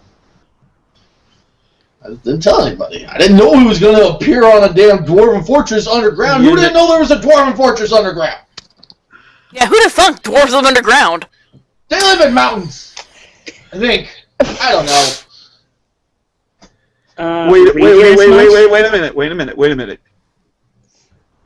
You said it just appeared, but then you said, I didn't know it would do this. Yeah, I didn't know it was gonna grow, like it just appeared. I didn't know it went down too. I thought it just grew up. It just grew in front of me. I didn't do it. Can we just We do not have time to discuss this right now. But I'm warning you. If I find out that you had something to do with this, and you lied to my face,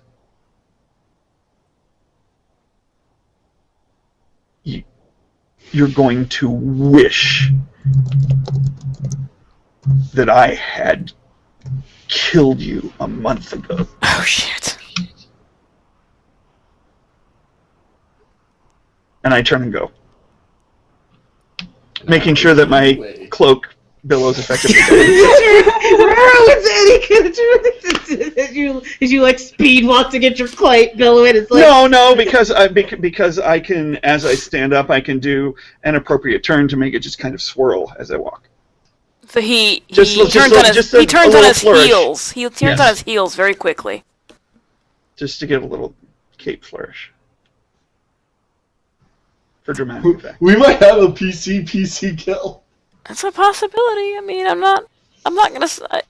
I don't want it to happen, but I can't control it. I'm just playing Basil the way Basil's a little. Oh, I know, and I'm playing Colt. I mean, so we little admission of guilt there. If a PC kill doesn't happen, I can totally see at the end of this campaign, we're the best of friends. No. I don't think friendship's ever on the table. Tolerance, maybe. Friendship, probably not.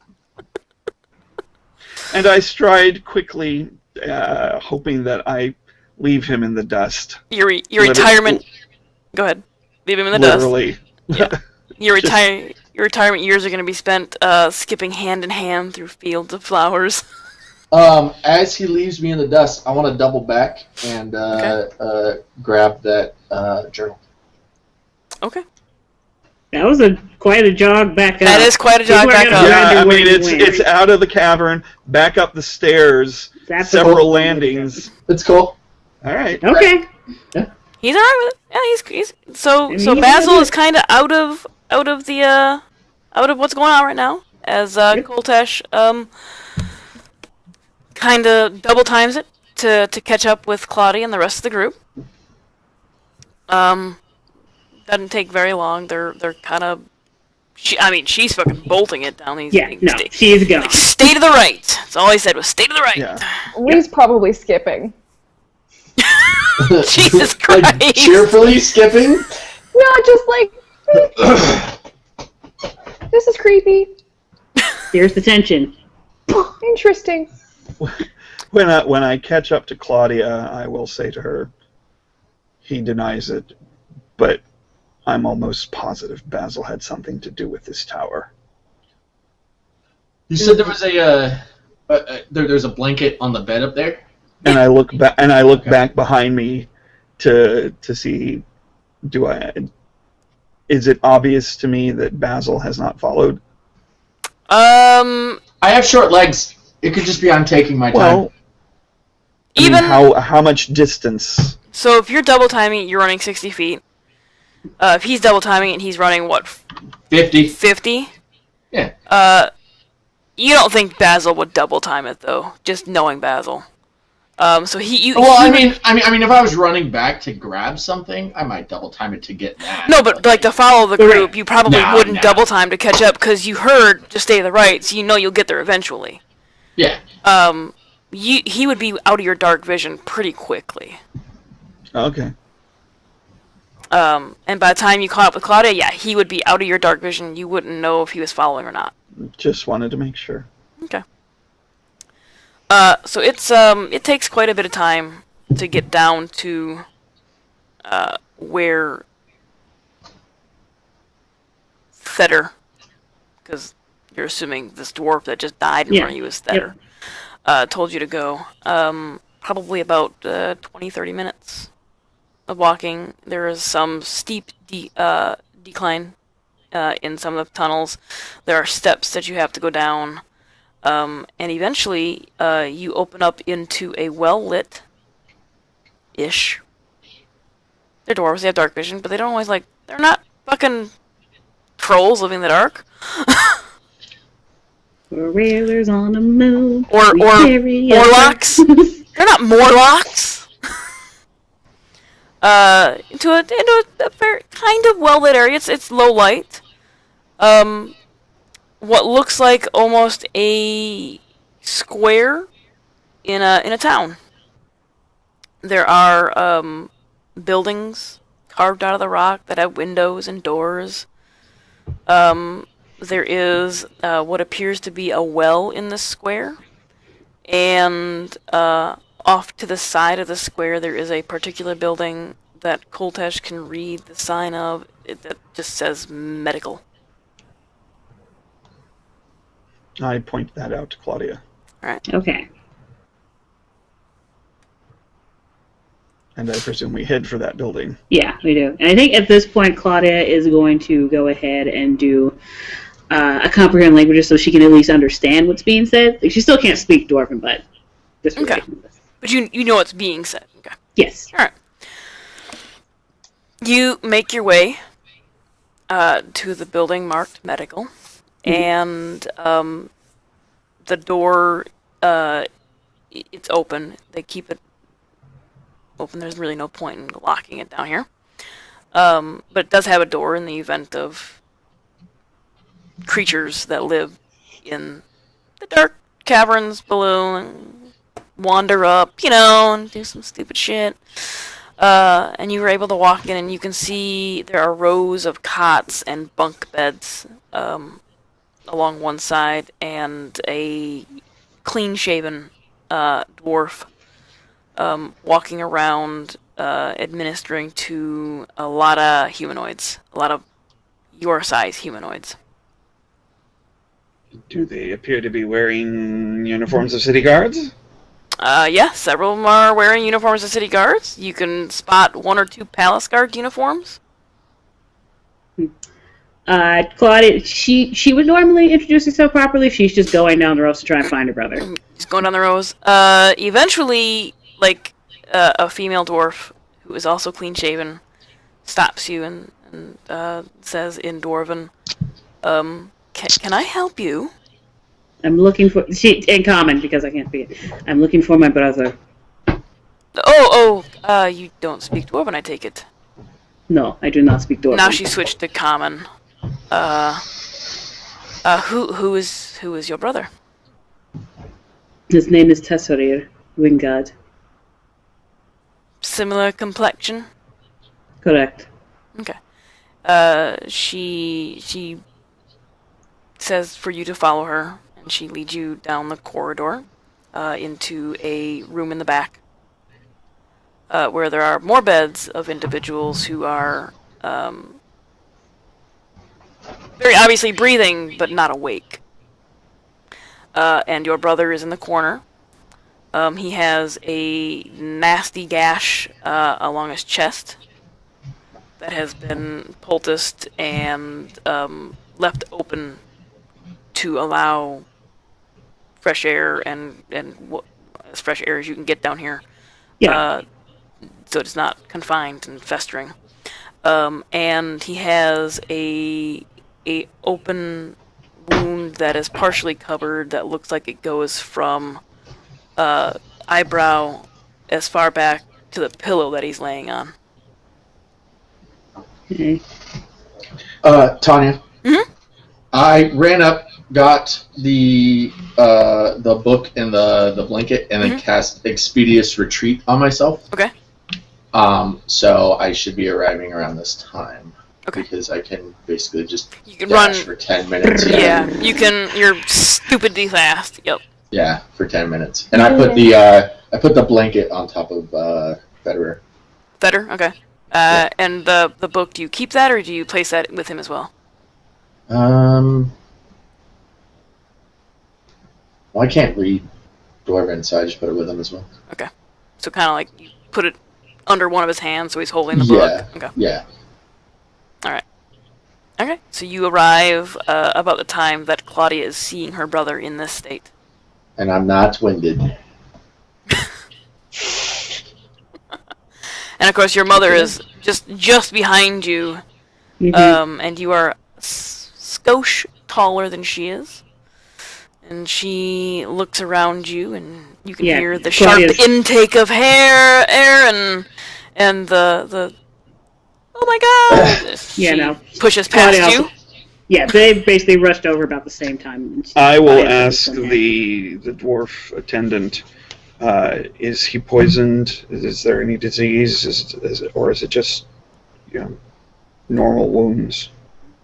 It appears to be normal wounds. It just takes time sometimes. He has a nasty head wound. Thank you. Thank you for your help. For him and for all of these people here.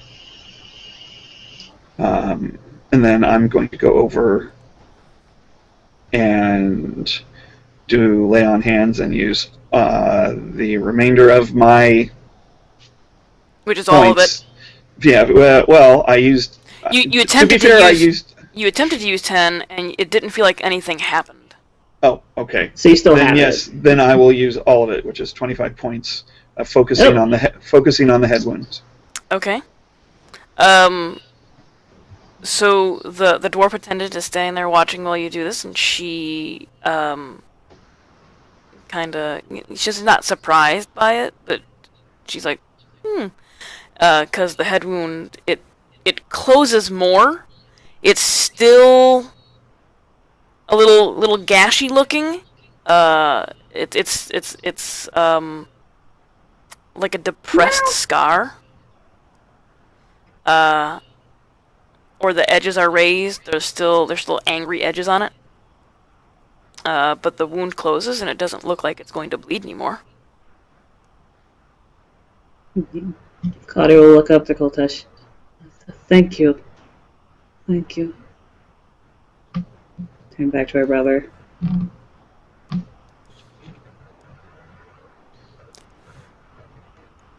Okay. Is he still asleep? He is still asleep.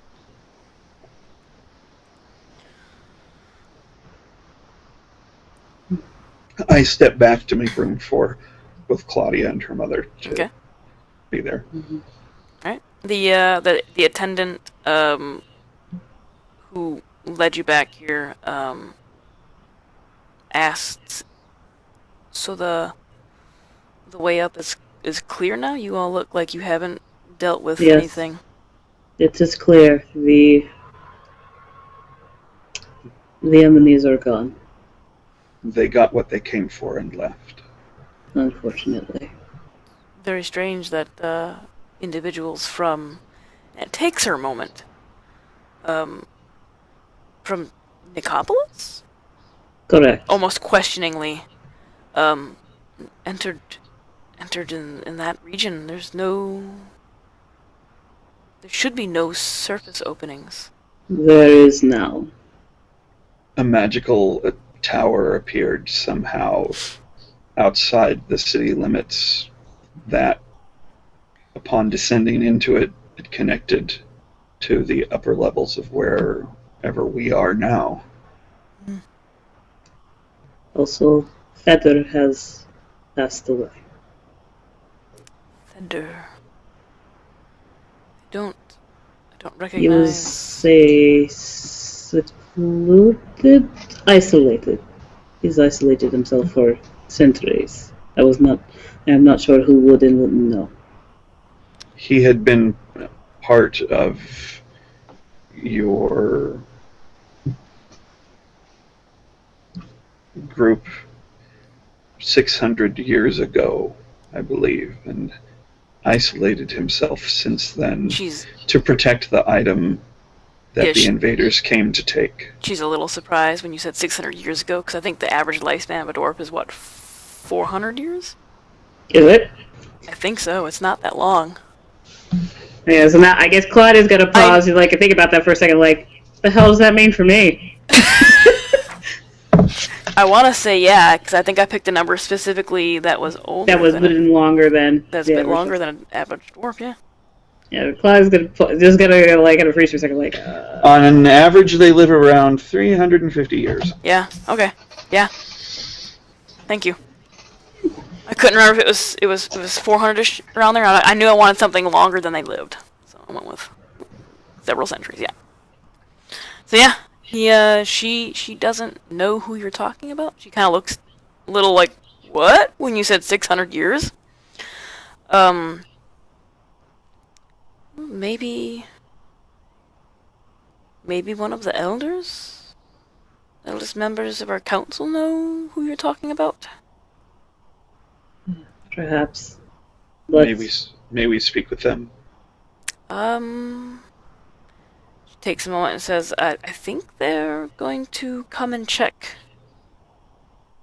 on this lot to see who is capable of traveling in the next hour or so. I will remain here then. But since the way is clear that they entered through, we can return them to their homes that way instead of our normal surface entrances, which are several 100 miles from Nicopolis. Oh. About 100 miles. Yeah, yes, the other shorter route is open. And since her mom is there, she's going to turn to mom can you send a message to Baldur and Marcus that the guards are safe? Oh, already done. Okay.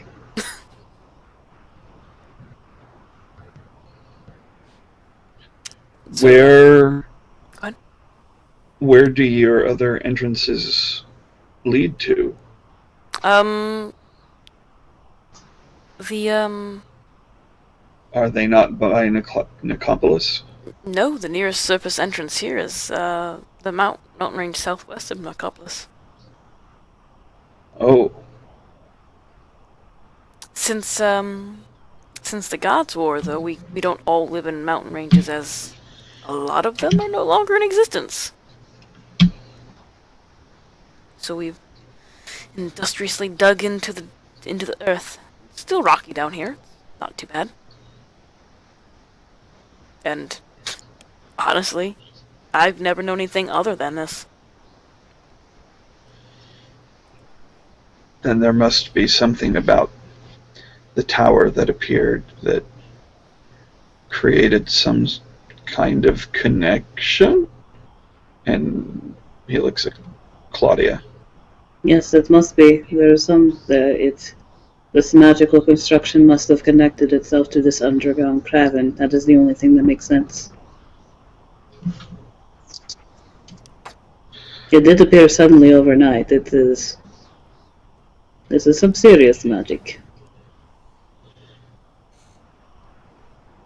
I look at Ree and say, "What do you think, Ree?" Honestly, I don't know what to think. Well, you must have some idea. You're very qualified. I know, I'm very qualified, but in this moment, I can honestly say that I'm just befuddled. Honestly, I think I like it. For the first time ever that I have not been able to figure something out. This is very... I just don't know what to do. Although, if the guards, perhaps it is best that this happened, because the infernal ones, they are able to teleport. I think if this tower had not been constructed, many more people would have died, because we would not have known if the nearest entrance is hundreds of miles away.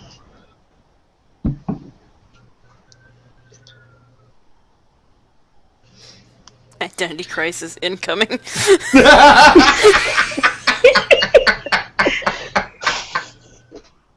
I can see it. Koltash is like, I want to blame Basil so much.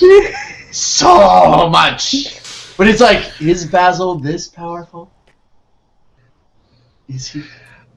Thinking back on how long it took us to get down here with going down, discounting the pause and the side trip, to get all the way back up and out, about how long would that take?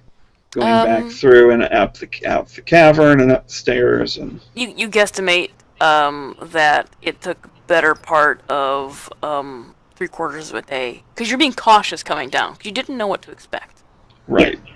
But okay, so not being cautious. Knowing the way is clear, you could probably get up. You're going upstairs now with a 60-year-old woman. Probably the better part of 3/4 of a day. I'm not talking. No, I'm not. I'm talking about just if I went myself. Oh, you could probably about half a day. Okay. I'm just kind of zipping. In which case, what are you doing? I'm going to wearing off a spell. I'm going to say to Claudia, I think the way is clear and we should be safe. I'm going to head back up and see if I can assist leading people down to get them here more quickly to help get people out. They have been notified already.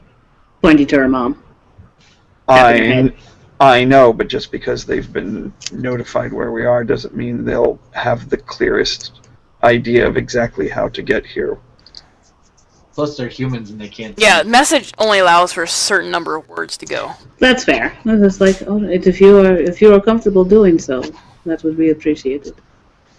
Yes. So I'm going to go. I'll be, pushing myself as hard as I can without exhausting myself. Okay, so you'll be double timing as long as you can, and then normal. Right. Before you leave, she's going to indicate to Basil, just like, well, you're all speedy now. Why don't you do that for him?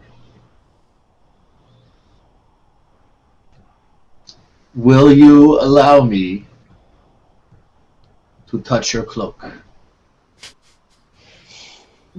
You don't. No, and I go.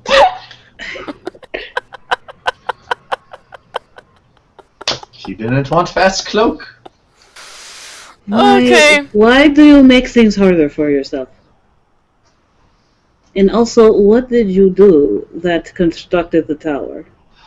I did not. I was just here when the tower appeared.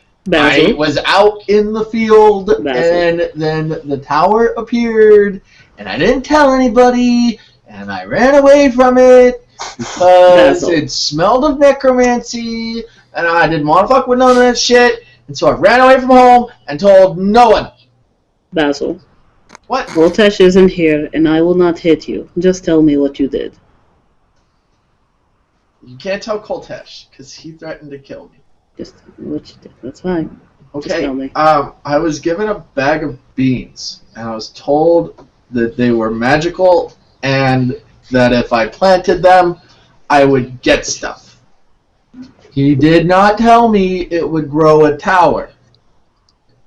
Aren't they supposed to grow beanstalks? I thought that might be the case, but he also said it would grow other things. It did. It made a weird fire that had blue fire. It made a tree with some weird fruit.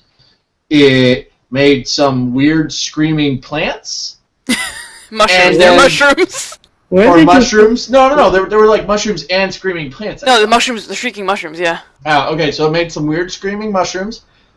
And then I planted the last seed, and a tower grew. Where did you plant all the other ones?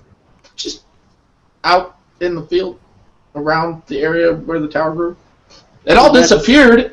Those all disappeared after a few hours. Like, they weren't there in the morning, but the tower still was. Do you think perhaps your father had anything to do with this? Because this is clearly... I didn't hear any laughter. But maybe. I don't know.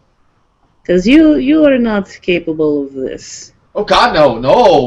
Well, my magic is. I have some useful magic, but making a tower appear out of nowhere, growing downwards and upwards, like I didn't know there was a dwarven city underneath the ground. I'm from the Kabbalists. I believe you. I don't. Wait, I thought you moved to Nicopolis. No, I moved to Nicopolis. I've been living here for a long time. I consider it as being from here because 90% of my life has lived here. Fair enough. But, I didn't know there was a dwarven city under here. I just planted some beans, man. He said it was magic, and I wanted to figure out what was going on with these magic beans. Who gave you these? It was just... So that Dory knows I'm staying hydrated. Am I making an NPC up here for you, Tanya? Or am I just an NPC named N. Wills? Are you what? Because N. Wills gave it. Was it? Oh, he bought it was N. Wills, didn't he? Yeah. I mean, It was just this traveling old guy in the city, and he said, "Hey, small man, do you want some magic beans?" And I heard magic, and he called me small, and I said, "Sure, I'll take them." Told you his name was Will with one L. Yeah. Will Wheaton. Hey, N. Wills is open. Hi, N. Wills. Good timing. Speaking of N. Wills. Speak his name and he will appear. Speaking of N. Wills, thank you so much for the host. His name was, Will. And he didn't seem too shady. He seemed old. Yeah, I believe this was not your intent. But again, I think perhaps it was for the best. Because I do not think the Infernal ones got in via the Spire. I think the city would have saw that? Yes. So I think that it was for the best that the Spire was constructed. With that in mind, I know you like to play games and tell falsehoods just cuz. But... Koltesh seems to have a bit of a hang when it comes to that. So it would probably be easier if you just told the truth. No, he will kill me. He will. He's already made it evidently clear that if I had anything to do with this, I'm dead. That's all. He kind of wants to kill you right now. Yeah, well, but he doesn't have a reason yet. He doesn't like being lied to. He also doesn't like listening to anybody who doesn't have military proficiency, but that's a different issue. He also doesn't like people touching his cloak. Well, yes, that's very clear. Why did you make it that way? Well, I didn't want to touch him in case he threw me again. Is it actually a touch spell? I think it is. I didn't think it was. Let me look again. I was trying to determine that before I said it.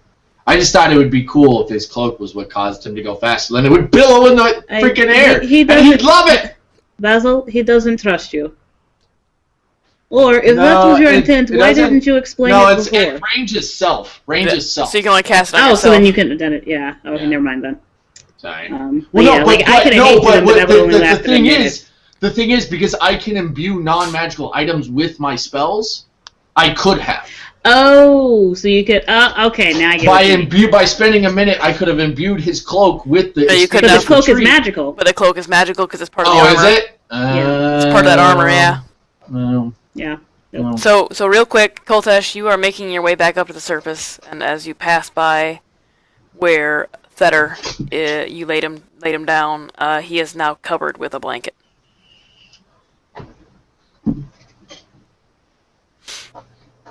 Duly noted. I keep going. Yeah. So I could have like touched a ring. Actually, how heavy is the body to carry? It's a dwarf. He's probably close to 180, 200 pounds. Okay. They're pretty stout little fellas. Yeah. How difficult would it? And it's dead weight too. You get like a. How what? I mean, how difficult? How much extra time would it take for me to, since I'm heading back up that way anyway, to carry him back up to what was obviously his room where the journal was? Oh, it might add an extra 15, 20 minutes to your time. Oh well, then yeah, You're a pretty stout guy. Yeah. Getting him onto your shoulder though, you're gonna have to do like that military roll that they're taught. I mean, whatever it takes. Military roll. No, there's a way to get a prone body onto your shoulder by basically rolling onto them and then using the momentum to get them up. I thought you meant he needs to roll for military. No. There's a specific, and I think they teach this to they teach it to firefighters too. Yeah, it's the over roll like that. Yep. Yeah. Okay, so as you're getting him onto your shoulder, his journal falls to the ground. The journal that we left in his room. Mm-hmm. The blanket looks familiar too.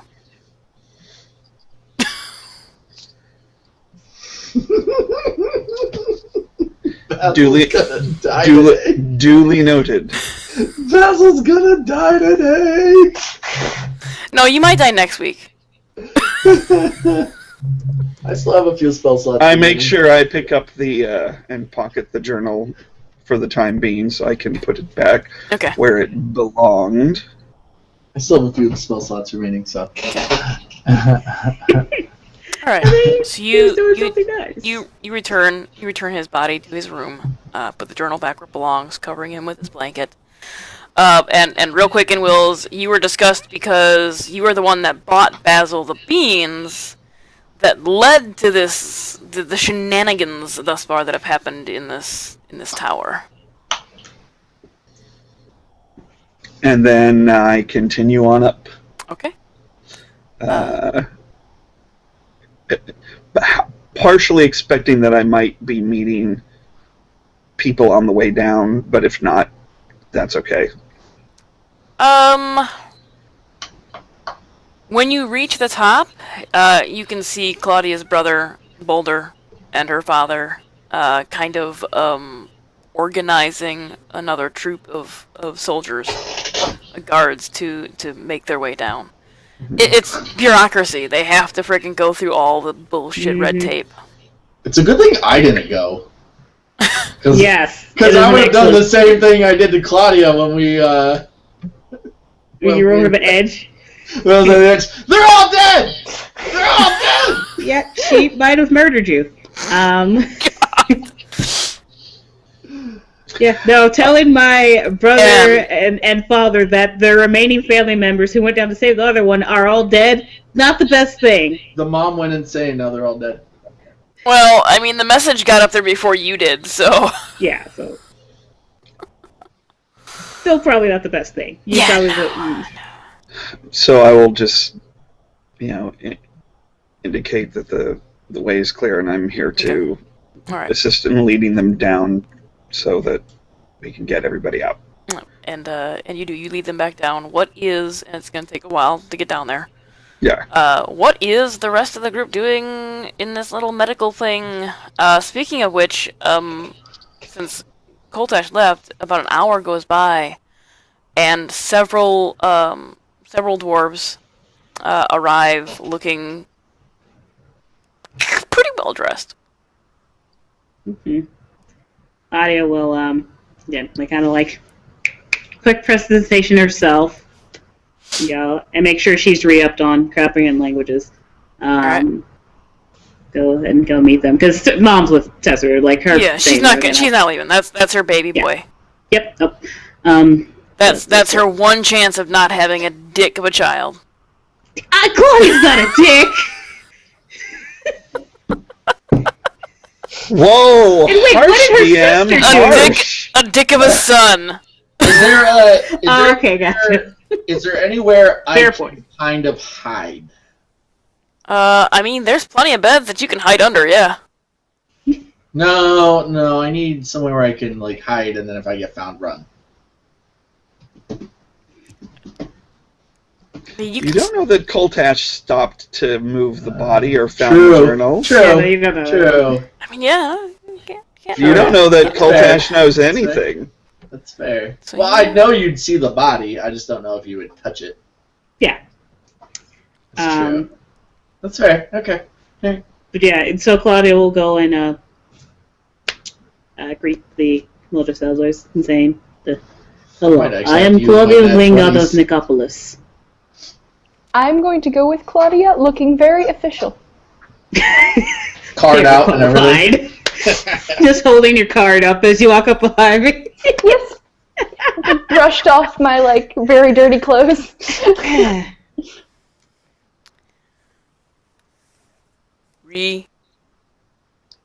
Exactly. It just says that. Re on it.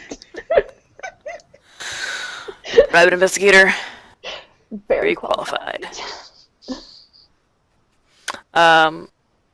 They were talking to one of the attendants, and they stop and look at you and. Oh, sorry, I would have waited till they finished. No, you're fine. Conversation. You're fine. Okay. You're fine. You didn't wait for me to tell you they're having a conversation. Okay. So they pause for a moment. And you said you were from Nicopolis? You said yes. My name and from Nicopolis, right? Yes. Okay. And one of the better dressed individuals looks at you and says, in common, Nicopolis, do you know how the opening occurred? It was I am going to say no, but clearly there was magic involved. I mean, I've no doubt of that. That's very strange.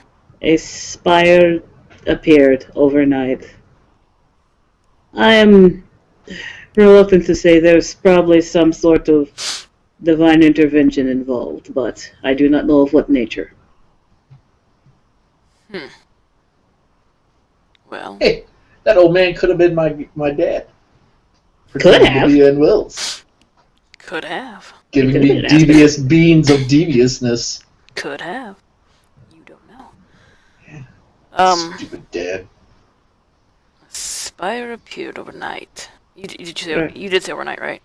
Yes. Okay, good. Strange.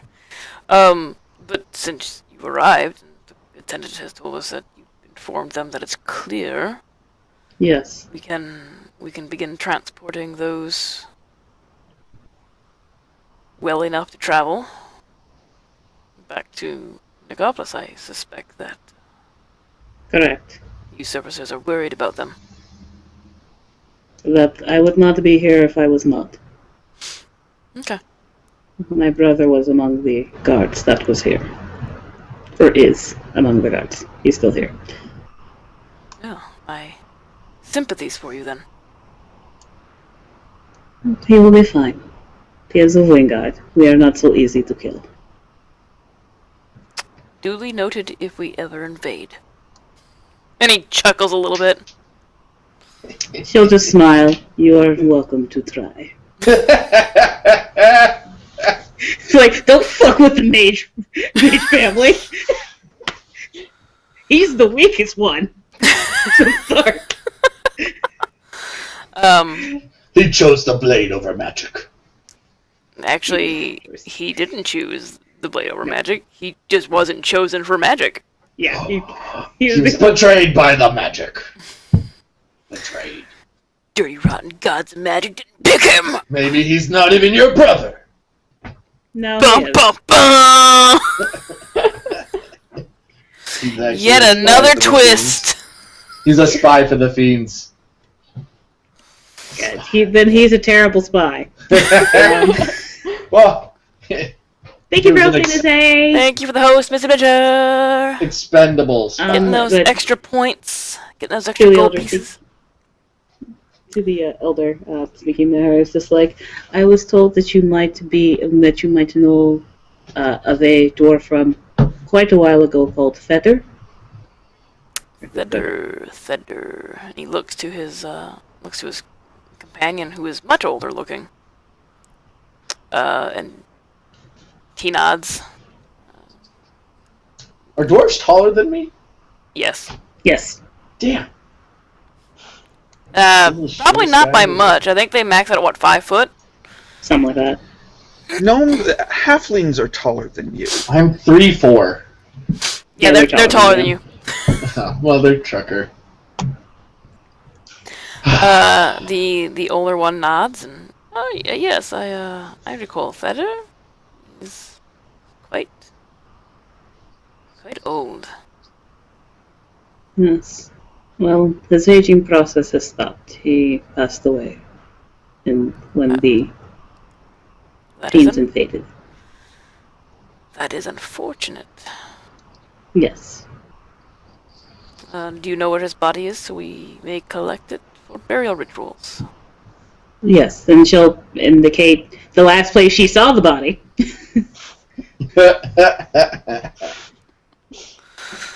Okay. If you have do you have symbols of the gods down here? Some of them, yes. Is Iwaris one of them? Oh, of course. He's the god of death. Yes. Please be sure to include a symbol of them in the ritual. As we always do. It's good to have him collect the soul rather than it be used for necromantic means. That is not a worry in this case. We certainly don't want Fetter's body coming back as a lich or a vampire or something else. Less than Fetter.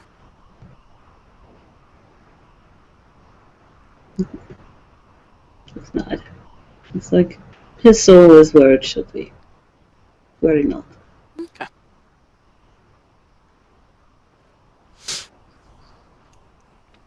So, or a politician. Ugh. We don't want his soul coming back as a politician.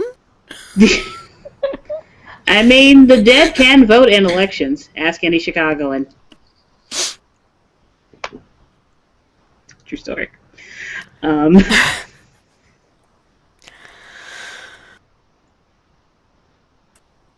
So, you have that brief conversation with the council members, and they then inform you that they are going to go and kind of get some. My brain is not functioning right now. Logistics taken care of for transporting the individuals who are able to travel. Sure, and she will indicate that there is a contingent from the surface kind of also on there. You don't know that. You don't know that. Well, yeah, because her mom said that she told him, so she's assuming that is the case. You don't know that. But yeah, you're assuming. You're assuming. That's what she's assuming. That's what she would say. Oh, well. Then we can get them ready for transport. So they'll just tell the attendants here that those that are well enough to travel get some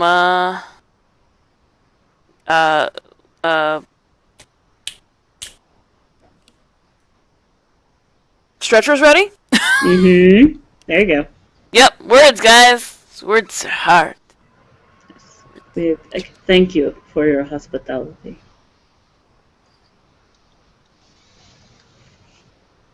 So yeah, they go about doing that. And what would you guys like to do while you wait for Koltash to return with the people he is leading? I guess Claudia would check on any of the other guards she knows among the palace guards, because she knows more than just her brother. Yeah, the ones that are usually stationed at the gate are there. Mm-hmm. They look. One of them looks like he's probably gonna lose a leg. Mm-hmm. The other one looks bloodied. He looks like he's been in a really bad fist fight, but overall not too worse for wear. Okay.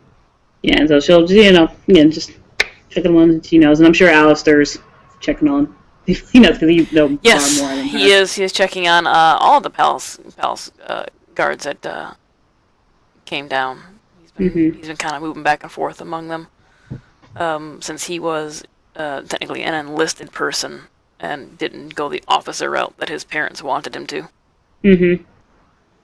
That's fine. He married up. Good enough. Oh god, I was about to say, I was frozen. My video froze for a second there. Thank God it didn't freeze like it did last time. Jesus Christ. Yeah. So yeah, just kind of going among them. Okay.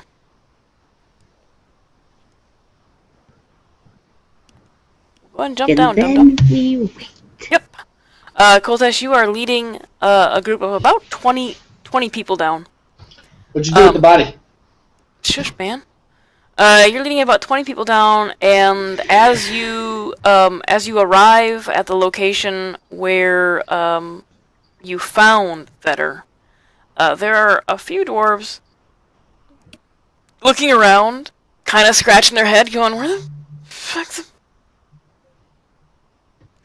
And they hear you tromping down with your marching boots on, and kind of look at you and. Did you see a body?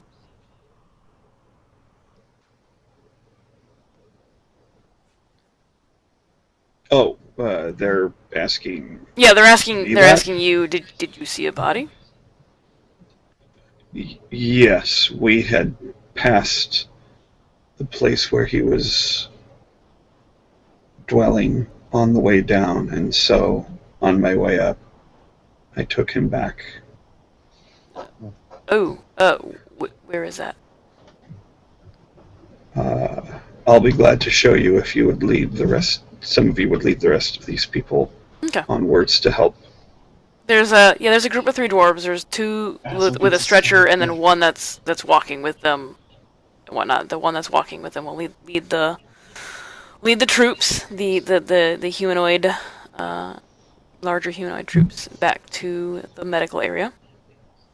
And the 2 with the stretcher will follow you up to Vetter's home. Okay, so I'll just lead them up there and then just stand outside and gesture them in. You wait for them, and you kind of keep an eye. You kind of watch them as they. By the way, I would have put the journal back where I originally had originally found it. All right.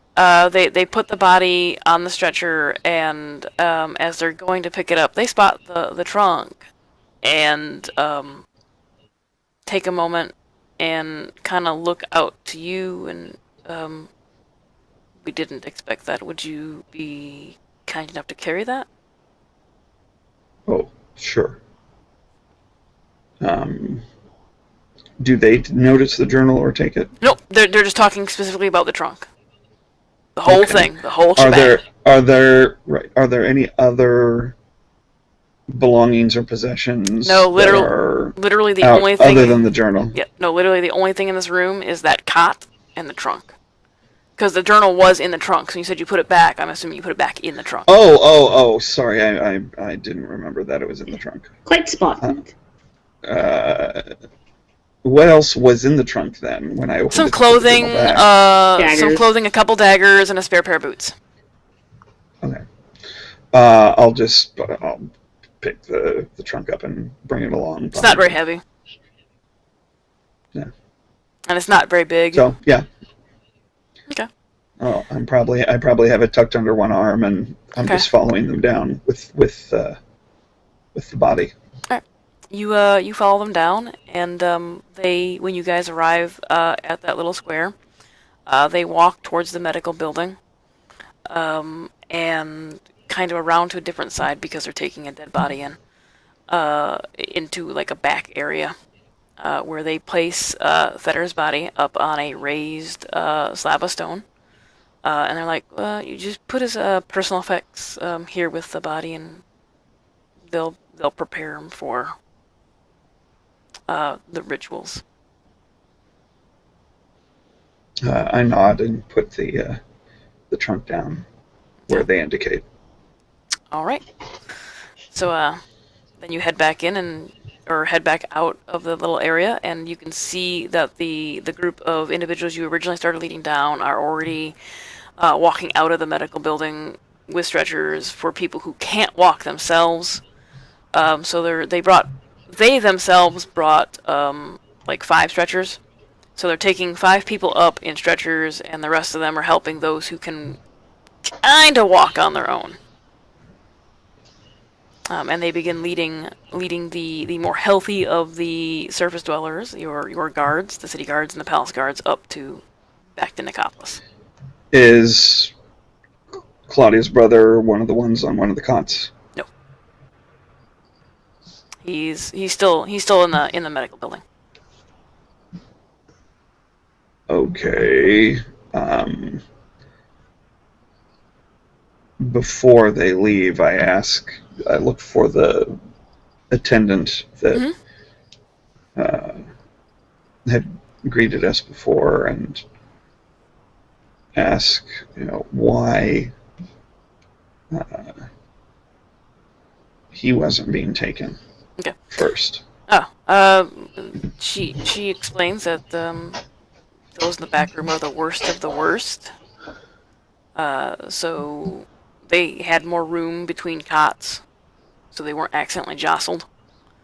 And that traveling for them right now, not really a good idea. Even after I healed him? Correct. They said, give him a couple more days. Should be good to go.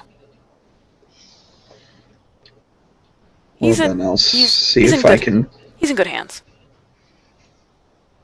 Nevertheless, I will see if I can do something tomorrow to help speed up the process. Okay. You have a rock that does a Healy thing. You do have a rock that does a Healy thing.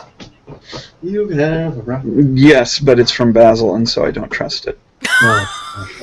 And yet you took it! And all you have to do is squeeze it and say bibbity. Bibbity. Yep. And Ree only has to squeeze it and say poopy.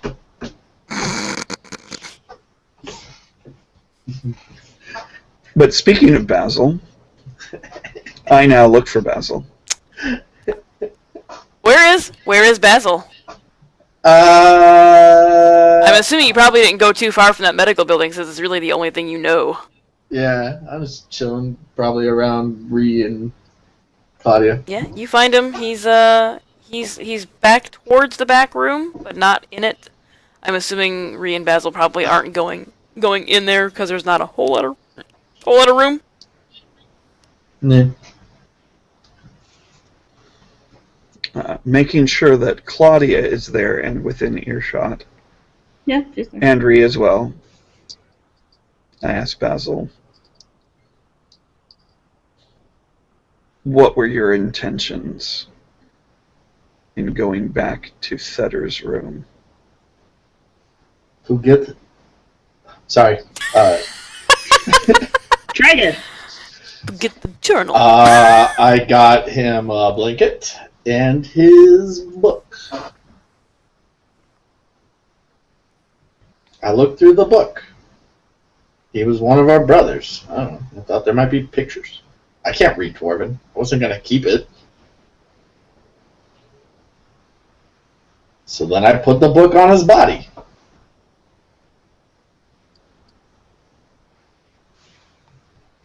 Well, I will insight. No. That's exactly what I did. No, I know that. Oh, okay. Claudia's inciting. Okay. Yes. All right. 24. That's exactly what he did. I'm telling the truth. Just like I I believe didn't you. keep the book because I can't read Dwarven. I thought there might be pictures, which might give more info to the past. And, But if you could have read Dwarven, would you have kept the book? did reread it out aloud, or did she just read it? I did. Reread it out loud. And Okay, for most Part of it. well, yeah, Not she the whole looked thing. through it. She looked through it, There and was 600 years worth of entries. Yeah. Well, No, depending I read if I everything. could have read Dwarven and there was something that would have helped us, I probably would have kept it. Would you have told us that you kept it? If it helped our cause, yeah, I don't see how it would have helped me particularly, seeing as how he's a dwarf and I am a gnome. If there were like secret spells in there that only he knew from 600 years ago, I might have told you about that.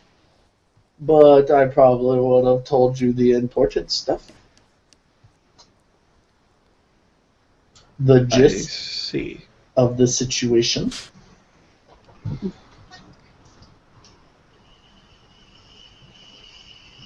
Thank you for trying to give Theodore final comfort. He was one of us. Sorry, damn it! Every time! He was one of us. You know, he was kind of stuck in the same shitty situation we are. Except he got put in that, you know, I don't know. I didn't read the diary because I couldn't. He probably was stuck with your dad for forever. We will always be connected to our parents. That is inescapable. Yeah, I'm gonna do my best. Ree, you didn't read the entire book, but as you were skimming through it to see how long it went on, there was serious deterioration in like mental capabilities as you were looking at it. Okay.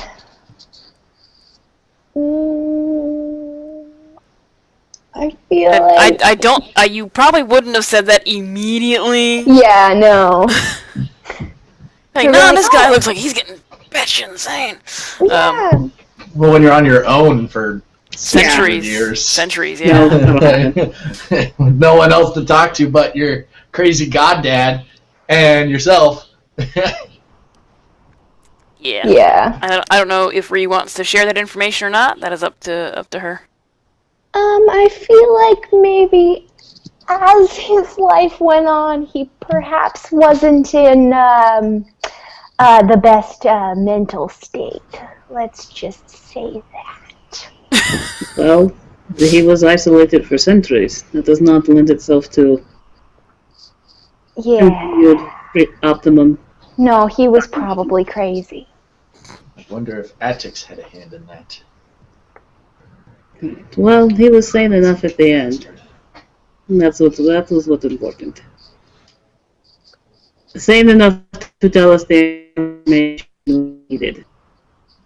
That was a robot-y, but okay. Oh, it was? And, No, it wasn't a robot for us. It was for me. Oh, weird. yeah, well, your connection has been dropping in and out. Oh, your guys' connections for me have been... No, no, it's showing up your as end. you. Yeah. It's me, yeah. Yeah, we're all green, and you're like yellow and red. There, you're yellow and red, Yep. and yellow and green. Joy. But I haven't dropped any frames, so it's That's just tough. affecting this. There you The go. video call. That is whatever mental state he was in, he is now at rest. And with and kind of like long sigh, it was. Like Koltash says, and we have ample proof that craziness doesn't take centuries to develop. And I look at that. Not incorrect. We'll see. No, at least I make that face at Coltest. Coltash lashes out and backhands him across the cheek with his metal gauntlet. Whoa! Make a strength check. Make an attack roll with your strength. Yeah. Just a strength throw. Yeah. Plus your proficiency. Which is 3, so 13. Does that hit your armor class? No. He sees it coming. And I actually have a shield on my wrist. Oh, okay. One of those attached shields, so I just raise that. Your little buckler. All right. Yeah. Clang. Coltash wasn't really trying. I haven't tried yet. Okay. Would you calm down? I'm just gonna let you guys RP. Calm down. There are quite enough injured people here. We do not need to add to that. If you feel like you need to hit something, the wall is probably a very good candidate. No, please don't hit a foreign territory. That's going to cause a political mess. Don't do that. Idea. Never mind, I take it back. Just consider that as a reminder to perhaps rethink your ideas of what you should and shouldn't share with us as far as information goes. And I turn and walk away. After him, she'll call after him, it would help if he didn't think you were going to kill him every time. Turn down the menacing a little bit. Well, if he'd quit being a lying asshole, it'd make it a lot easier. He lies because he's terrified of you. When does lying become a sentence for death? He was lying way before. I mean, this goes back to the hey, they're all dead and somebody's trying to kill me. When did lying become a sentence for death? It's look, there's a big difference between him saying he has an invisible horse and lying to screw us over. That's not the same thing. Just take it down a little bit. Basil a little less, and you turn down the threats a bit. Because clearly, if threatening was going to work, it would have worked months ago. That's not the answer. You can't solve every problem by hitting it. You can solve most of them. You don't know anything about politics. Not the ones that you can solve by investigating. Also that. Coltash will turn to Rhea and say, well, you're very qualified, so I... Exactly, yeah. Do we need a sarcasm skill? I'm just wondering. Sometimes only the best people can do the job. Oh, man. I apologize, Rhea, you're right. Wait, what are you apologizing for? for doubting that there were other ways of course than hitting things to solve problems, because obviously investigation is a way to solve problems too. Yeah. And it's okay, it's often overlooked. At this point, Alistair is gonna come up and like tap you on the shoulder, Claudia, and be like, I'm gonna follow this group up and make sure that the palace guard are taken care of. No, that makes sense. And she'll kind of go red a little bit, squeeze his hand, and then walk back to Tesseraire. Okay. Be safe. Carry off. Such a loving relationship. Whatever. Public affection is weird. PDA sucks! So yeah, you guys, if you're gonna wait for Tezrir to be ready to travel, you guys spend the night, in this little, I guess, dwarven town. And some of the cots have been cleared off, so they say you're welcome to sleep in this building, the medical building, if you'd like. They're cleaned. They're not clean to Wingard standards. She'd only do it to hers. So yeah, you guys are welcome to stay here. You spend the night, and awake the following, what you presume is morning. Mm-hmm. You are before underground. Before Koltash goes to bed, he's going to it's boot night. He's going to polish his boots. We have different days for different pieces of armor. Apparently. Otherwise, it would take all night. Yeah, when you're in the field, you have to you have to do a rotation. Makes sense. It's still amusing. Right. So yeah, Koltash takes his boots off and gives him a good polish.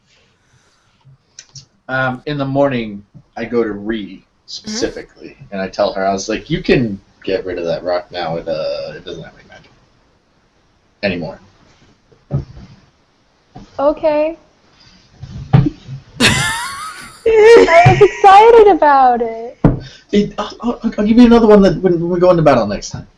The other one's It only lasts 8 hours. I mean, you can keep the rock if you want. I mean, it's your rock, but I'm gonna keep the rock. It's dead now. This rock is mine now. Her pet rock is dead? Wait a minute! You killed my rock? It just has no healing properties. It's still a pet rock. But okay. Poopy's not a magic word anymore. Poopy's its name. Thank you. You're welcome. Oh my god. I can't with you. Okay, so it is the following.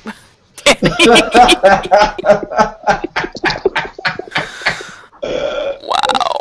Hey, your viewers come here for a specific type of comedy, okay? A specific high quality streaming, folks. High class comedy. This is the echelon. Hey, wait till you watch the newest Critical Role. Particular. Yeah. Wait till you watch the newest episode. I know, I gotta watch it still. Their comedy is high class. I honestly don't know how Matt keeps a straight face. Just don't know. Years of practice. He facepalms so hard. Years. I don't know how frickin' Jay keeps a straight face. Oh, he didn't yesterday. Oh no, I know. I have now watched almost the whole thing. I've got like maybe 20 minutes left. Wait, you're paying in Will since when? Oh wait, gold pieces. All right, got it. He gets 10 gold pieces for every 10 minutes he's here. Just like like everybody else. No. It's not this. It's yeah. That's what said make it inhale. Make it pelt. Or I have a wrist slingshot. Is there a dog on it? Nope. It's like Basil's Is that the latch thing over here? Yeah, it's like Basil's wrist crossbow. I just put the coin in there and the which Johnny will soon have. Yeah, and he gets specs for that. Yeah, Basil, you exist in the other game, by the way. No way. So since we're turning in for the night, can we maybe take a break since we've been going for 2.5 hours? Sure. I'm assuming you need to urinate.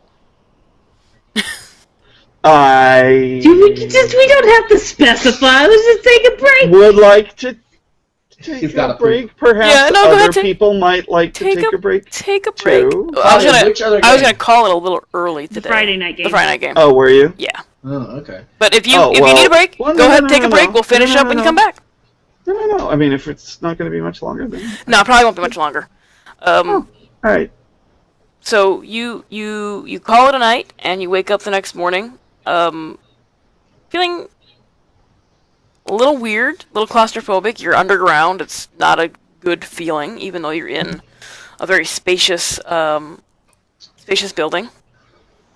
It feels a little like a home I never had. The stream. Do you need to make water?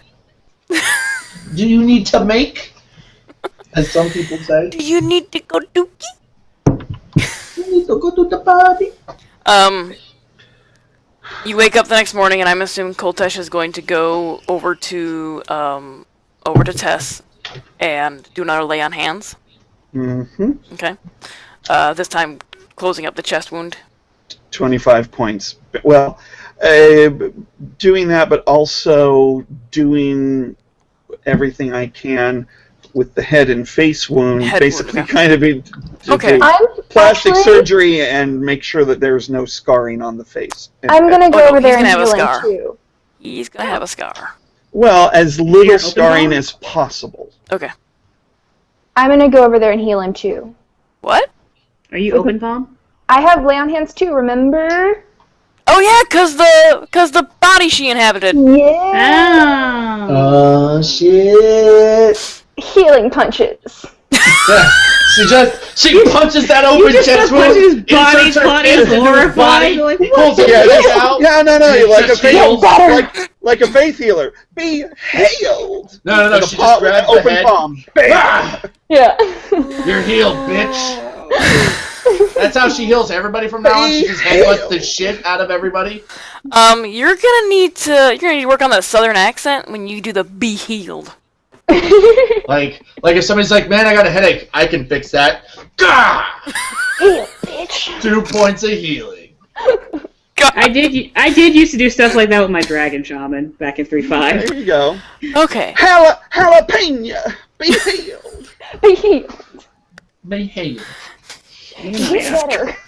We're gonna get through the. We'll get to the. So whatever way it happens, it happens. All right. So you focus on the head wound,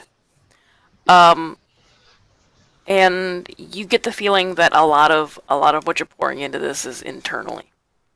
So a decent scar, very angry white scar, still remains from like the middle of his eyebrow up, like where the hairline would part, going to about about 3 or 4 inches into his hairline. If I'm able to, I want to try and see if I can make it look like a cool scar rather than a scary kind of. I mean, it looks pretty cool. You're a half orc, and you're a battle hardened half orc, so it always looks cool. Well, for sporty spice, not scary spice. Yeah, but some scars just kind of the way they're. Spice Girls. He did make a Spice Girls reference. Oh, I'm sorry, Danny. Go ahead. No, but yeah, no, I got you. Done. So you cleaned up. It's not like jagged looking. It's a very clean line. The hairline, so it goes up into the hair. Yeah. So he's got he's missing some hair around that area. You can just get a side buzz. He's dark skinned and his hair doesn't really. Give him a mohawk. You can't comb it over or anything. No, a mohawk would. A mohawk? No, yeah. No, he's not getting a mohawk. But the location that it goes to could allow for like a buzz cut and not be. At any rate. Anyway, yes. Rhea and I both heal him. Yes. Healing heart punch. Healing heart punch. As you finish, his eyes flutter, kind of half open, half closed, very drowsy looking look to him, and he glances over at your mother, and just a look on his face is like, the fuck? Tessere? Well, he hasn't actually said anything yet. And he glances over at you too and is like, oh, this is hell. She went from I'm super worried and flapped leaves for shit to and older sister, you were the brother who wasn't supposed to be a dick. We came down here to save you, and the first thing you say is you're in hell. So not only are you a shitty brother, you're a shitty guard. Look at that stupid scar on your head. You fucking idiots! He's got a huge scar like across his chest too. Does he see Basil? And as you're saying that, and he's like, yeah, that's why it's hell. She's just gonna continue ranting at him. She was super worried. Like, asshole! Coltash will break in and say, actually, it's not hell because Balder isn't here. Like as he's laying there, like one hand, like one hand, like at his side, he just points at you, like, yep. You know what? You owe me 5 gifts now. But gifts for what? Because I'm married now. You owe me 5. Does your mom know? Yes, she knows. Oh, okay. I was like, are you telling your mom right now? You're married? You've been out for days. How many days? Enough that I've been married. And you owe me gifts. What year is it? 30-20. 7. It's only been 4 or 5 days. She's gonna look at Coltish. Why do you ruin all my fun? Oh, well, he asked, and he ruins everyone's fun. What? You still owe me gifts. Rain check for right now? I mean, you don't have to produce them right now. I want them to be quality. Besides, we're underground and it can't rain here. Claudia actually does let out a surprise chuckle. Basil laughs at that. He's thoroughly tickled that Coltash made a joke. And if Coltash didn't mean to make a joke, he still laughs. No, he didn't mean to make a joke. It was very serious. What? How did you get down here? We used the stairs. We walked. Obviously. Okay. We smelled our way here. You stinked. The way isn't barred. Oh, you mean Baldur and Dad? Yeah, no, we dealt with them. No, there were things down here. How did you... They were not here when we got here. They got what they were after and left. They saw Coltash's face and left. Basil, shut it. Actually, Coltash smiles at that. Which makes him look slightly scarier. He did that. Because he's got the tusks going on. Yep. But yes, you've been down here for a number of days, severely injured. When we came down here, there was nothing left. Of the enemy. Of the enemy. Yep. There are lots of people that are still alive and are okay and heading back up already. None of them are real. What? Huh? None of the people.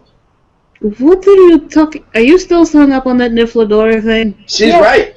None of the people are real. What if none of the people are real? We're not real. This is all a dream. It's made up. People are sitting in there. One more person makes a wisecracker getting set on fire. So yourself? Coltash says, well, that's just stupid. If nothing's real, then eventually we'll figure it out. But in the meantime, it looks real and it feels real and it sounds real, so we might as well treat it as if it is real. And then if you find out later, it won't matter. I think I'd rather hear my dad laugh than listen to this conversation. And I walked away. She's going to look back to Tessa and like, well, if you're well enough to be a smartass, you're well enough to start walking. Are there any sticks or anything down here? I know that's a little hard to find. No, most things down here are made from stone and yeah. Who's gonna fasten him like a crutch? Can I try and do a medicine check on him and see, if how Sure. bad he looks at this point, and Sure. would he be able to get up and be mobile? You can do a medicine check, sure. Oh. He looks all right to you. As far as you know, he's on death's bed. To you, it looks like He's you've awake. walked on worse. He's awake and seems coherent.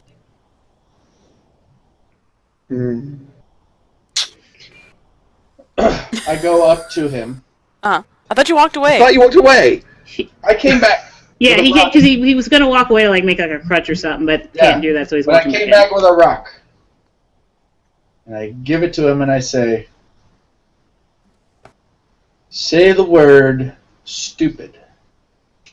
And this will help you feel better. You gotta squeeze it too. Don't ask. Just don't. And Kaltash will go, oh, right, yeah, here. Oh,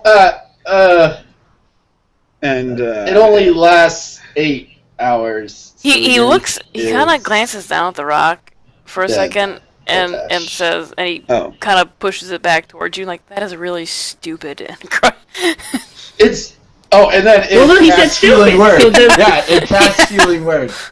Do you want me to just roll? Better. Or it casts Cure Wounds. Yeah, go ahead and roll for it. So while that is happening, Kaltash will say, oh, well, if this doesn't work here, you can have it back, and he kind of chucks it at Basil's head. I'm a duck. Does he? I don't know. Make a ranged attack roll. Like a dex check. 16. What's your armor class? 15. Yeah. Yep, so that hits. Plinks off your forehead. Yeah. Alright, so it says 1d8 plus your spell casting ability modifier, which is that one uses intelligence. So let me look at my multiplier. Multiplier? My multiplier is +2. Alright. Are you now going to go out and look for moose and squirrel? Indeed. Moose and squirrel! Why can I not? What is going on here? Ugh. I don't know. Freaking roll 20, man. It's like lagging out. Yeah. It's not surprising. Slow as crap. Stop it, roll 20. It doesn't wanna. He gets 3 hit points because I rolled a 1. Woo! He probably looks a little confused, like, what the hell? He gets little finger feeling. Yeah, like his dislocated fingers back to normal now. Yeah. I said it'd help. I didn't know how much. And he goes to sit up a little bit, and doesn't quite make it that well. Apparently, you just have a special reserve for being an idiot. And Claudia will try and help him, like, set up. She has a decent strength score, actually. Okay. Oh, I thought you were gonna cast like a fire thing or something. That help him. How would that help him? He's dead. He can't feel pain. He'd have to get up. Catch his bed on fire. He's got to get up. If he's dead, he can't feel pain. Or perhaps it'll cauterize what remains of his wounds. Yeah. From the inside out. She's not setting him on fire. Set a little fire under his ass. See how quickly he gets up. No, she just helps him sit up regular. Okay. Alright, so you help him get up a little bit, and have a conversation with him that goes on for like an hour or so. When more of the troop from the Serpus comes down, and the attendant comes in and sees that he's awake and directs them to pack his ass on a stretcher and. Yep, so I'll go up. What they're waiting for him to wake up. Yep. Alright. At that point, you guys make your way back up the surface with Tess on a stretcher, and Claudia's mother in tow. Mm-hmm. Still got her wand lit, regardless of how many torches these people are carrying. She's still like, nope, gonna be useful. Didn't do shit the entire time I was here. I'm gonna be useful. Claudia is breathing a deep sigh of relief, like, oh, thank God. Like, she knows her mom's powerful, but it's still just like, no. Not comfortable with this. Yep, gonna make you guys way back up the surface, and, get Tess back home. Yep. And, that's where we'll officially call it. Sure. And, you guys now know that there was a key being guarded by a dwarf who is the son of the Walrus. Basil realizes, oh fuck, I have a key! So that is something that you guys will probably want to, I don't know, Write down. maybe look into. I tried to unlock things. I mean, I can look into the Magical Academy. I went to Maybe it that's unlocks any people's sources. deaths I if think- I hit them with it. Koltash looked in the library in Nithlanora and found some information about the Gods' War. Maybe we'll just give the key to the bad guys because they know how to use it. No, there was a diary of an elf that fought during the Gods' Yeah, War. you There found were- some information out about it, yeah. Yes, a bunch of mages who followed Attics thought of a way to remove demons from the battlefield, something similar to summoning a key to entrap them.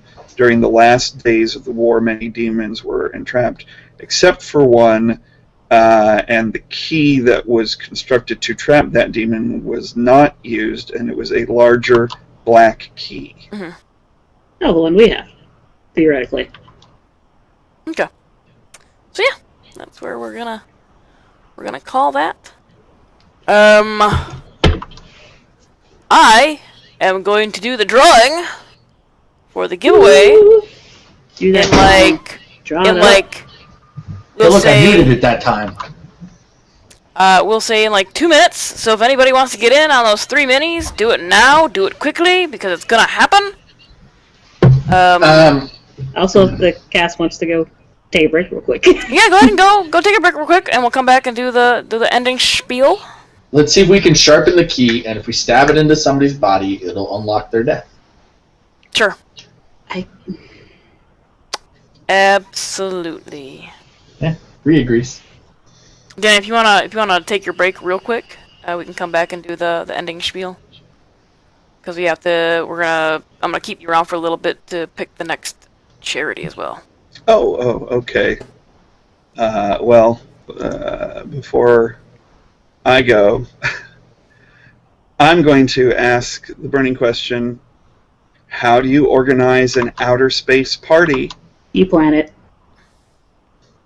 You're no fun. No, that's one of the first ones I did for the Vice. Well, that was a freaking year ago. I know! I'm You are- sorry, that's what I'm just... You expect legit. me to remember that? I'm sorry.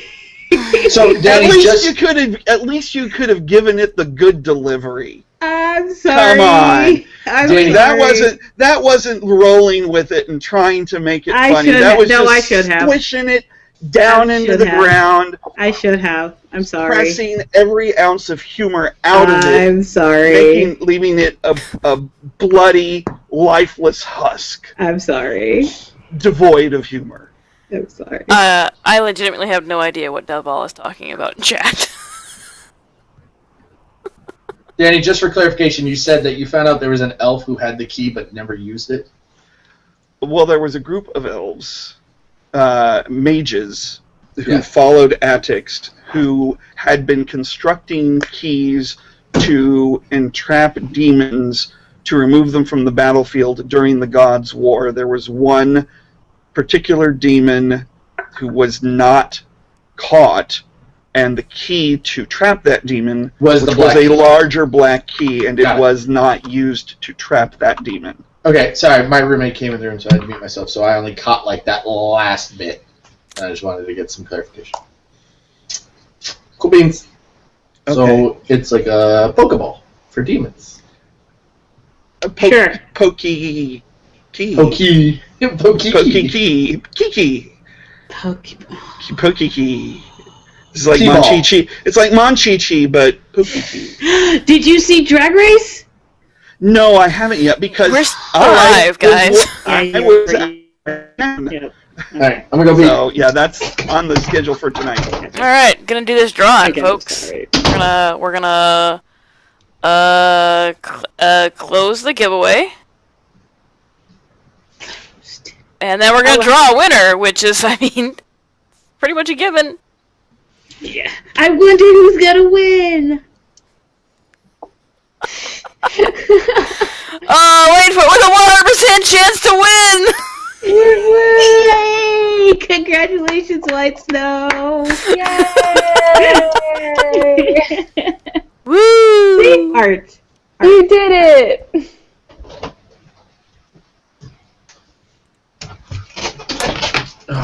White Snow 101 won the giveaway with a Congrats. 100% chance of winning. Oh, no, congrats. Oh, come on. They were the only one to enter. They really Okay, like lied. 5%. They watch the stream and all that. Yeah, They do watch the stream, and actually, are they out there right now? No, they're not. Aww. Because they stopped in last night on Girl Streamers, and they said I was their Yeah, I know, favorite so- GM. Explain Basil being in the Friday game. So one of my players, or one of the characters of my players, said, "Hey, is there a gnome tinkerer around here?" I said, "Sure." They literally asked for a specifically known tinker. Do they watch this stream? I don't think so. Every once in a while they'll pop in, but no, they're usually they're usually working in the wood shop today. Right now. So the deep gnome, I believe I'm a deep gnome. Are tinkerers. You're a mountain gnome. Well, okay, so yeah, I chose the race that were tinkerers. Yeah. So I mean that makes sense to ask for a gnome tinkerer. That's cool. Is Basil still Yes. mischievous little asshole? Yes. Yeah. That they know of. Fantastic. I love it. Yeah. Who was my bard? I can't remember who my bard was. What was his name? That game From is your still last game. The game is still up. It is, yeah, I'll have to look at it. I love that guy. He was the best.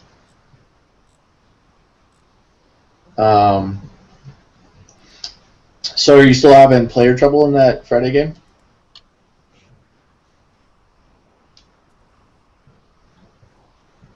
What are you talking about?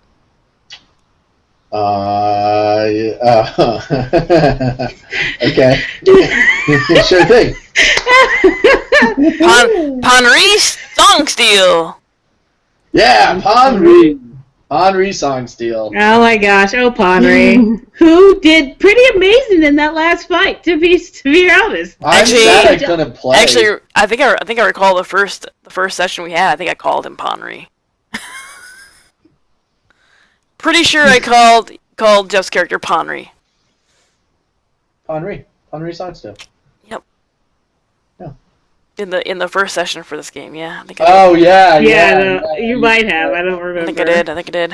Yep. If you would like to double check, be sure to check out the VODs and the YouTube channel. Links below. Ponri Songsteel is the best. You tried so hard to kill him, too. You tried so hard. I really did. I really did.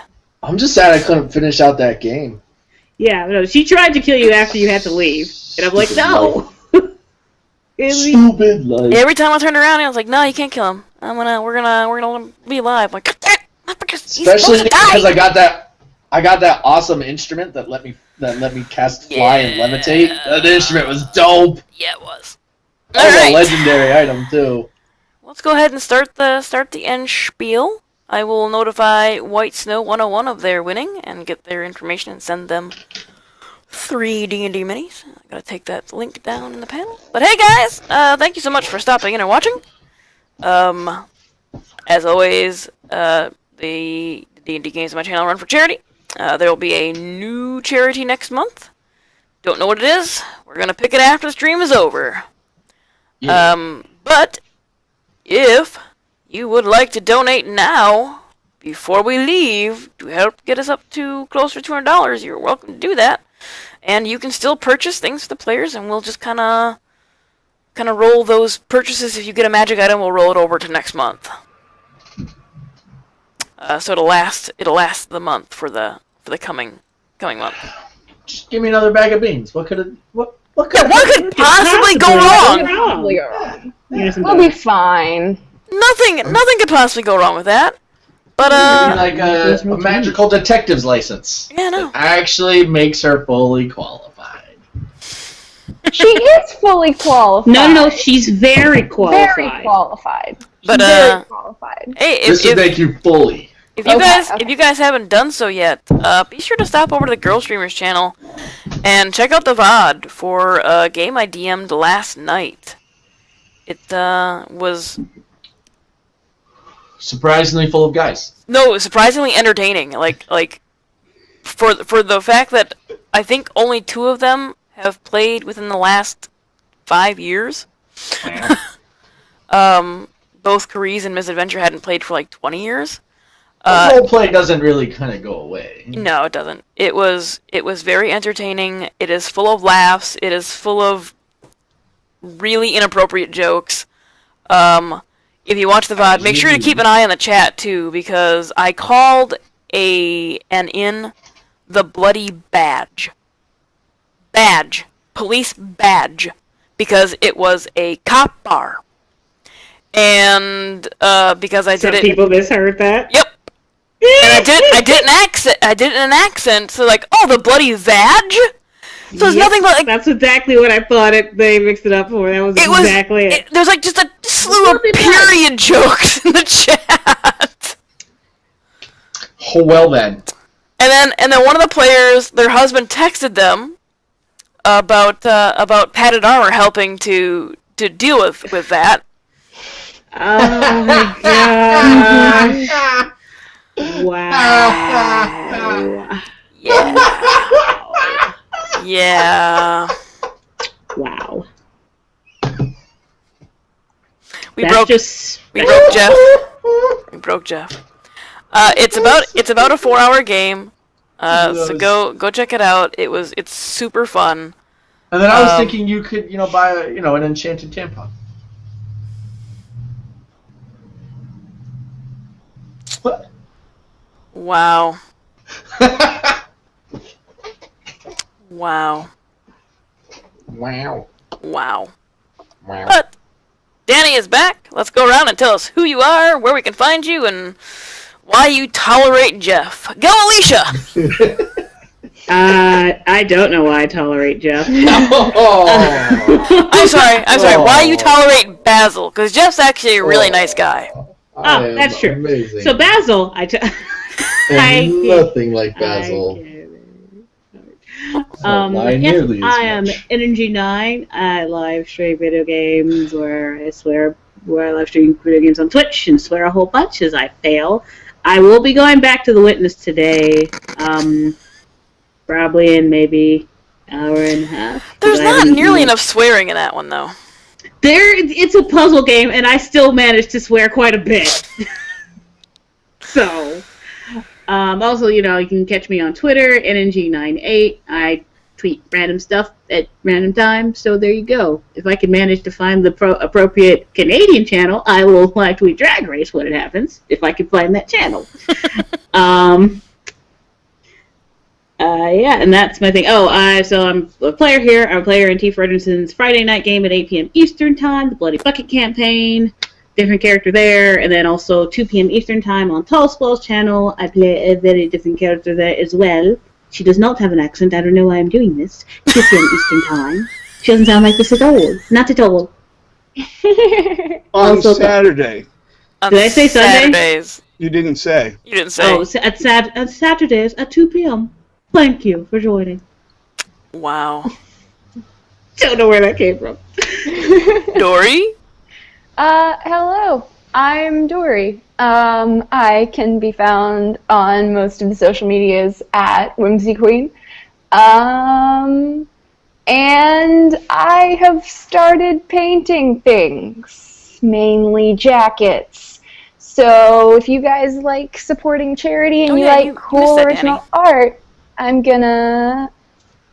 There's a link in the chat there now. Check them out. There are only 2 right now, but there will be more as I paint. Totally check those out. Thank you. Because no one paints jackets, the only of all, or I guess, no one had a lot of jacket charity things, because people paint jackets a lot, but, I guess it's something that no one really thinks of traditionally. I don't know. I was like, I'm going to paint something that I can wear. Also, stay hydrated. Also, she forgot to mention that. She mentioned this earlier. 10% of the sales will go towards the charity that is on the jacket. Yes. Or the jacket is themed around, yeah. So I'll be doing, a Save the Bees jacket, and the 2 jackets that are up there right now are, kind of Planned Parenthood and the Time's Up organization, that kind of stuff, but there will be more. And why do you tolerate Basil? For the entertainment. Sweet! Jeff! Well, I played Basil. I tolerate him because I love him. And, yeah, you can find me on Twitter at monkeyface2014, which is now called My Name is the Mitochondria is the Powerhouse of the Cell. So, you can enjoy that. Okay. And Danny, why do you barely tolerate Basil? Because Claudia might blow me up.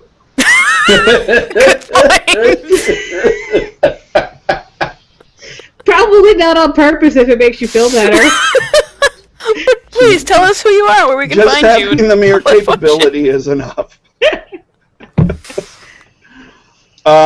So I'm Toonarth in chat here. I'm Colin65 on Twitter. I don't really do much there, but retweet the things that I am in, which is this fabulous assemblage of individuals bringing you very qualified entertainment. Very here on Sundays at 2 p.m. Eastern. Also, as aforementioned, I am also in the Vice on Saturdays at 2 p.m. Eastern, where I missed a vastly entertaining episode, but it's probably just as well because the mind space that Kel is in right now, hilarity erupting around him probably wouldn't have gone down all that well. Possibly not. So it's probably just as well. Yeah, I highly suggest watching that episode too, just because there is a Ken doll. And Claudia's brother's a dick. There we go. Of course he is. Alright. Well, Claudia's older brother's a dick. Yeah. Alright, guys. Thank you so much for stopping in. Stay hydrated. Don't be dicks to each other. Stay sharp, my friends. Oh my god. Anyway, we will see you next week. The beard compels me. No, it doesn't. Shut up. Bye. Bye now.